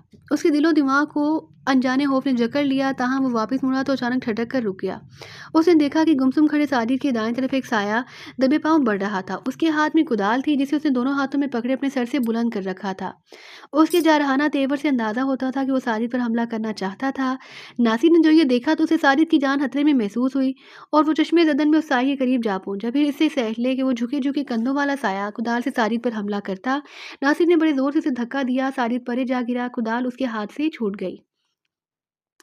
नासिर ने देखा कि वो काना गोरकन था। उसे हैरत का शदीद झटका लगा। उसकी समझ में नहीं आया कि ये क्यों साजिद की जान का दुश्मन बन गया था। उधर काने गोरकन ने भी उठने में ज्यादा देर ना लगाई। उसके चेहरे पर दुरुस्ती के आसार थे और इकलौती आंख में बड़ी खौफनाक सी चमक थी। उसने दोबारा कुदाल उठाकर अपने दोनों हाथ में पकड़ ली। फिर वो नासिर को घूर कर उसीले लहजे में बोला, मैंने तुम लोगों से कहा था ना कि शाम होने से पहले दफा हो जाना, वरना किसी मुसीबत में फंस जाओगे। अब भुगतो। ये कहकर वो कुदाल अपने हाथों में तोलता हुआ जरहाना तेवरों के साथ उसकी तरफ बढ़ने लगा। नासिर भी मोहतात होकर खड़ा हो गया। सारी दल बता बेचारों हैरानों परेशान खड़ा था। नासिर ने चिल्लाकर काने गोरकन से कहा, हमारी मर्जी, हम यहाँ से जाएं या ना जाएं। तुम कौन होते हो हमें यहाँ से वापस लौटने पर मजबूर करने वाले? काने गोरकन ने अजीब से होनहार लहजे में गरा कर कहा, बकवास मत करो, अब तुम्हारे लौटने का समय बीत चुका। अब मैं तुम दोनों की इधर ही कब्रें बनाऊंगा। नासिर के वजूद में खौफ की लहर सी दौड़ गई, मगर उसने हिम्मत ना हारी और बोला, मगर तुम हमारी जान के दुश्मन। अभी उसने इतना ही कहा था कि उस काने गोरकन ने नासिर पर कुदाल से हमला कर दिया, मगर नासिर ने अपने हवास बहाल रखते हुए उसकी कदाल वाले दोनों हाथों को रोका और उसे कुदाल छीनकर पेट में एक जोरदार लात रसीद की। काने गोरकन को शायद नासिर से ऐसी बहादुरी की तवक्का ना थी। वो पेट पर लात खाती हरहराती आवाज से कई कदम पीछे हट गया। उसके चेहरे की तासुरात मजीद बिगड़ गए और चेहरे पर होलनाक दृष्टि उमड़ आई। नासिर का ख्याल था कि अब ये काना गोरकन वापस भागने पर मजबूर हो जाएगा, मगर दूसरे ही लम्हे उसने देखा कि उस काने गोरकन ने खड़े होते हुए उसे कहा, मैं अच्छी तरह जानता हूँ कि तुम दोनों यहाँ किस नीयत से आए हो, मगर मैं तुम्हारा वो मकसद हरगिज पूरा नहीं होने दूंगा, क्योंकि मैं खुद मुकद्दस जाफर रूस का पुजारी हूँ। मैं तुम दोनों को आखिरी मौका दे रहा हूँ कि अभी वक्त है, यहाँ से फौरन चले जाओ। साजिद और नासिर उसकी बात सुनकर चौंके। काने गोरकन ने खुद को किसी जाफर मोस का पैरोकार बताया था, मगर ये था कौन? इस बारे में इस्तफसार करने की हिम्मत साजिद ने ही उससे की और बोला, ये जाफर मोस कौन है? मुकद्दस जाफर मोस बोबो। वो काना गोरकन दुष्ट लहजे में बोला। वो नाकाबिले तस्वीर पुरस्कार कुव्वतों का मालिक था, लेकिन आज से कई सौ साल पहले ज़मान शाह नामी इंसान ने उसके साथ जंग लड़ने की जुर्रत की। उसने मुकद्दस जाफर मोस को मौत के घाट उतार दिया, मगर वो ज़मान शाह भी ना बच सका।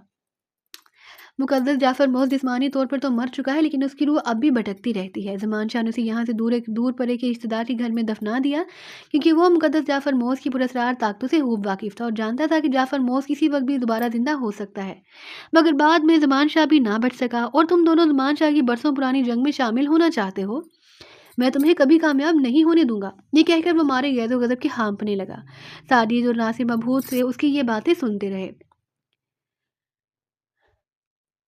सूरत-ए-हाल गंभीर होने में ज़रा देर न लगी, मगर बजाय मायूस होने के नासिर और साजिद ने इस मुश्किल घड़ी से निपटने की ठान ली। नासिर ने जुर्रत और हिम्मत से काम लेते हुए उससे कहा, ऐ शैतान के चेले, तुझ पर अल्लाह की मार हो।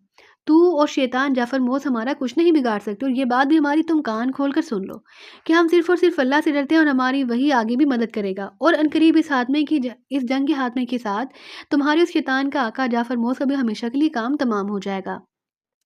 अगर तुमने हमारा रास्ता खोटा करने की कोशिश की तो तुम्हें भी हम जिंदा नहीं छोड़ेंगे। नासिर की जुर्रत अमेज़ गुफ्तगू और इरादों की पुख्तगी ने काने गोरकन को एक लम्हे के लिए परेशान सा कर दिया, मगर फिर दूसरे ही लम्हे उसने अपने हलक से एक बुलंद कहकहा उगला और अपने दोनों हाथों को फिजा में बुलंद करके बोला, ए मुकद्दस जाफर मौत के पैरोकारों, कब्रों से निकल आओ और मेरी मदद करो। इतना कहने की देर थी कि अचानक आसपास के माहौल में अजीब सी गूंज पैदा होने लगी। नासिर गर्दन घुमाए चारों तरफ देखने की कोशिश कर रहा था। उसे कुछ पुरअसरारियत का एहसास हो रहा था। जबकि साजिद ने भी ये पुरअसरार सी गूंज सुन ली। वो चिल्लाकर नासिर से बोला, नासिर भाई, इस सबीत गोरकन को खत्म कर दो, ये उस बदरू का चेला है। अभी उसने इतना ही कहा था कि अचानक नासिर का दिल खौफ के मारे उछलकर हलक में आन अटका। नींद तिलिस्माती चांदनी में वो क्या देखता है कि इर्द गिर्द की कब्रों से मुर्दे सालम हालत में उठकर आहिस्ता आहिस्ता उनकी तरफ बढ़ने लगे। ऐसा दहशतनाक मंजर अच्छी अच्छों का पता पानी कर दिया करता है, लेकिन चूंकि नासिर ने इस बदरू को हमेशा के लिए नाबूद करने का पुख्ता आज़्म कर रखा था, इसलिए उसने अपने असाब पर काबू रखा। वो बागोर चारों तरफ से मुर्दों को अपनी तरफ बढ़ता हुआ देखे जा रहा था। ये मुर्दे किसी नई कब्रों से शक होकर नहीं निकले थे, बल्कि जो कब्रें शिकस्ता और टूटी हुई थी उनके अंदर से बरामद हुए। मगर हैरत की बात यह थी कि वो इस तहवानी हालत में ना थे, अपने असल रंगो रूप में थे। अलबत्ता उनके जिस्म सफ़ेद लट्ठे के कफन में ज़रूर मलबूस थे। उनके चेहरे भी आम इंसानों ही जैसे थे, मगर आंखें पथराई हुई थी। उनकी तादाद 10-12 के लगभग नज़र आती थी, मगर उनमें मुसलसल इज़ाफ़ा होता जा रहा था। नासिर अपने हवास मुज्तमा करते हुए हाथों में पकड़ी हुई कुदाल को मजबूती से थाम लिया। फिर जैसे ही एक मुर्दा उसे करीब आया, उसने उस कुदाल का नुकीला आनी फल उसके सीने पर रसीद कर दिया। मुर्दे की हलक से कोई चीख बरामद ना हुई तो अलबत्ता वो कुदाल का वार खाते ही लड़खड़ा कर गिर पड़ा। नासिर को हिम्मत हुई और यूं उसने दूसरे मुर्दे का भी यही हशर किया। फिर तो जैसे नासिर पर जुनून तारी हो गया। मुर्दे उसी कुदाल का वार खा खा कर ज़मीन बोस होने लगे, मगर गिरते ही वो अपने हाथों, पैरों और घुटनों की मदद से घसीटने की कोशिश करने लगे। खून उनके जिस्मों पर नहीं बह रहा था। फिर अचानक उसे साजिद की दिलदोज़ चीख सुनाई दी। वो साजिद की तरफ पलटा और धक से रह गया। 2 मुर्दों ने हैरान और परेशान साजिद को दबोच लिया और एक मुर्दा उसी गर्दन में अपने दांत गाड़ रहा था। उधर वो हबीज काना गोरकन ज़ोर-ज़ोर से शैतानी कहके लगाने में मसरूफ़ था। नासिर ने जोश के मारे एक ज़ोरदार चीख मारी और कुदाल पकड़े साजिद की तरफ लपका। उसने सबसे पहले एक मुर्दे की कुश्त पर कुदाल रसीद कर उसे गर्दन से पकड़कर साजिद से अलहदा करके परे धकेल दिया। फिर यही हशर उसने दूसरे मुर्दे का भी किया। साजिद बेचारा चीख-चीख कर नासिर से पूछने की कोशिश कर रहा था कि उन पर किन लोगों ने हमला कर दिया है। लेकिन नासिर के पास इतना वक़्त ना था। ताहम उसने खौफनाक नज़रों से करीब खड़ी शैतानी कहके लगाते हुए इस गोरकन की तरफ देखा। फिर गुस्से से दाँत पीसते हुए एक जोशीली चीख मारकर उसकी तरफ लपका। काने गोरकन ने जो नासिर को कुदाल पकड़े जारहाना तेवरों के साथ अपनी तरफ बढ़ते देखा तो अचानक उसके कहकों को ब्रेक लग गए। वो परेशान सा नज़र आने लगा, मगर फिर दूसरे ही लम्हे उसने वापस पलटकर भागने की कोशिश की। नासिर अब उसके सर पर पहुंच चुका था। उसने कुदाल की भरपूर ज़रब उस पर रसीद कर दी, जो हबीस काने गोरकन के दाएं कांधे पर पेवस्त हो गई। उसके हलक से एक करेहा चीख बुलंद हुई और फिर वो तिरा कर गिर पड़ा। कुदाल का आनी पर उसके दाएं कांधे पर पेवस्त था। अब उसका जख्मी कांधे से खून जारी हो गया। काना गोरकन अजियतनाक राहों के बाद अपने हाथ पांव ढीले छोड़कर ठंडा पड़ गया। फरते जोश से नासिर का चेहरा बुरी तरह तमतमा रहा था और वो जोर जोर से हाँफने भी लगा। अचानक उसे फिर साजिद की चीख सुनाई दी और वो बेएहतियात पलटा। क्या देखता है कि 3-4 मुर्दों ने उसे ज़मीन पर गिरा दिया था। उसकी रूह फना हो गई। वो काने गोरकन को इसी हालत में छोड़ के उसकी मदद के लिए लिपका और करीब पहुंचा तो अचानक ठटक कर रुक गया। तमाम मुर्दे आनन फानन अब गायब होने लगे। नासिर ने फौरन आगे बढ़कर साजिद को सहारा देते हुए खड़ा किया। उसके कपड़े मुर्दों से खींचा तानी के बायस फट गए थे। नासिर ने अपनी सांसें बहाल की, फिर जल्दी जल्दी उसे सूरत हाल से आगाह करने लगा। कब्रिस्तान में अब एक बार फिर होलनाक सन्नाटा तारी हो चुका था। उन दोनों को अब एक नई परेशानी ने आन घेरा। सबसे ज्यादा परेशानी शिगुफ्ता को हो रही थी। अपने सुसर और मोहल्ले वालों की धमकी और 2 रोज के अंदर अंदर इस अंधेरी कोठी को खालिज करने की मोहलत देने से वो हासी फिक्रमंद हो गई थी। उस पर मुतज़ाद उन लोगों का ये कहना भी था कि रातों को अब इस अंधेरी कोठी से ज़ोर-ज़ोर से रोने-चिल्लाने की आवाज़ें इस कदर शिद्दत इख्तियार कर चुकी हैं कि हमारे खौफ के मोहल्ले वालों का जीना दूभर हो चुका है।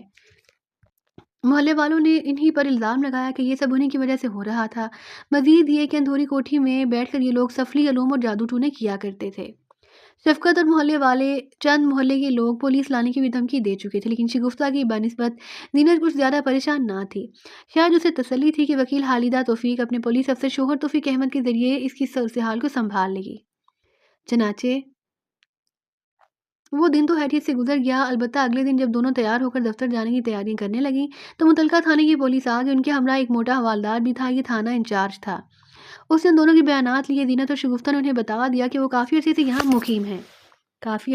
मुकीम हैं और अंधेरी कोठी के पुरअसरार वाक़यात से उनका कोई ताल्लुक नहीं। पुलिस ने पूरी कोठी की तलाशी ले डाली। मोहल्ले के चंद लोग भी आ गए। उनमें नासिर का मामू शफ़क़त पेश था। बिलाहट जब मोटा थानेदार उस कमरे के दरवाजे के करीब पहुंचा जहां उस शैतानी बदरू का मदफन था, तो उसने अपने हाथ में पकड़ा हुआ रोल बंद दरवाजे के जंग आलू ताले पर ठोकते हुए शगुफ्ता से पूछा, इस कमरे में कौन रहता है? बेचारी शगुफ्ता परेशान सी हो गई। अलबत्ता जीनत मरूब हुए बगैर जवाबन बोली, ये कोठी का स्टोर रूम है। पर इस पर ताला क्यों पड़ा है? क्या स्टोर में कोई खजाना पोशीदा है? शफकत ने फौरन थानेदार के कान भरते हुए कहा, और थानेदार जी, ये लोग झूठ बोल रहे हैं। इस कमरे के अंदर तो बैठकर ये लोग सफली अमल और जादू टूने करते हैं। आप उसे भी खुलवाने का हुक्म दें, फिर देखना मेरी बात सच साबित होती है कि नहीं। मोहल्ले के दीगर लोग भी सर हिलाकर उसकी बात की तायद करने लगे। तब मोटे थानेदार ने मानी के अंदाज में अपने सर को जबिश देते हुए शगुफ्ता से इसकी चाबी मांगी, मगर चाबी तो थी ही नहीं, क्योंकि टाहली वाले बाबा ने इस कमरे को खोलने या उसे इस्तेमाल करने की सख्ती से ममानत कर रखी थी। चनाचे शगुफ्ता के इस जवाब पर कि चाबी खो गई है, उसकी शोभे को तकवीत मिली और शूं मोटे थानेदार ने कड़कदार लहजे में अपने सिपाहियों को हुक्म दिया, ये ताला तोड़ दो। थानेदार के इस हुक्म पर शगुफ्ता जी जान से लर्ज उठी। उसने थानेदार की बहुत मिन्नत समारत की, लेकिन वो अपनी बात पर अड़ा रहा। उधर सिपाहियों ने फौरन ही अपने अफसर के हुक्म की तामील की और बिलाहर ताला तोड़ दिया। उसके बाद कमरे का सालखुर्दा दरवाज़ा खोला तो नागवार सी बदबू का एक झोंका उनकी नथनों से टकराया और सबका जीव लटने लगा। एक सिपाही ने टार्च की रोशनी अंदर फेंकी तो चमगादड़ों का एक झुंड फड़फड़ाता हुआ बाहर निकला। किसी को अंदर दाखिल होने की हिम्मत ना हुई। तब थानेदार ने कड़कदार लहजे में अपने सिपाहियों को हुक्म दिया, खड़े मेरा मुंह क्या देख रहे हो, अंदर जाकर तलाशी लो। हाक हुक्मे हुक्मे हाकम मर्गी मफजात की मजदाक 3 सिपाही डरते डरते अंदर दाखिल हुए। ये सिपाही के हाथ में टार्च थी। वो चारों तरफ गर्दिश देने लगा टार्च को। अचानक एक भयानक और करेहा चेहरे पर टार्च की रोशनी पड़ी। ये बदरू का भयानक चेहरा था। बाकी 2 सिपाहियों की भी उस पर नजर पड़ चुकी थी। सिपाही के हाथ से टार्च छोड़कर गिर पड़ी और फिर वो तीनों भूत भूत चिल्लाते हुए बाहर को दौड़े। उसी लम्हे अंदर से कराती हुई होनहार आवाज़ उभरी, चले जाओ सब यहाँ से, वरना मैं सबको मार डालूंगा, चले जाओ। बस फिर क्या था, मासवाए शगुफ्ता और जीनत के सब लोग खौफजदा होकर आलमी बदहवासी में वहां से भाग खड़े हुए। शगुफ्ता ने जरा हिम्मत से काम लिया और फौरन आगे बढ़कर कमरे का दरवाजा बंद करके बाहर से कुंडी लगा दी। आओ जीनत, ऊपर चलें, जल्दी आओ। शगुफ्ता ने उसका हाथ पकड़ते हुए कहा और दोनों अपने कमरे में आ गई। बाकी सब वहां से जा चुके थे। नासिर और साजिद तेज तेज कदमों से चलते हुए एक बार फिर शहीद नेक शाह की कब्र के पास पहुंचे और नासिर ने हामती हुई आवाज़ में साजिद से कहा, साजिद तुम अब जल्दी से टाहली वाले बाबा का अमल दोहराना शुरू कर दो, हमारे पास बहुत कम वक्त है। साजिद ने ऐसा ही किया। फिर दिल ही दिल में उसने 3 मरतबा वो अमल दोहराया। ज़रा ही देर बाद नासिर ने देखा कि शहीद नेक शाह की कब्र के ऊपर मलजके से धुएं के मरगुले उठने लगे। फिर एक खास हद तक उठने के बाद वो मरगुले ठहर गए। उसके बाद एक मुलायमत भरी आवाज़ उभरी, शाबाश, तुम दोनों बहुत अच्छे लड़के हो, मुझे तुम दोनों का ही इंतज़ार था। साजिद ने हिम्मत करके कहा, ए नेकरू, हमारी मदद करो। इस शैतानी महलूक को तूने कई बरस पहले हलाक किया था। आज उसकी बदरू हमारे खानदान की दुश्मन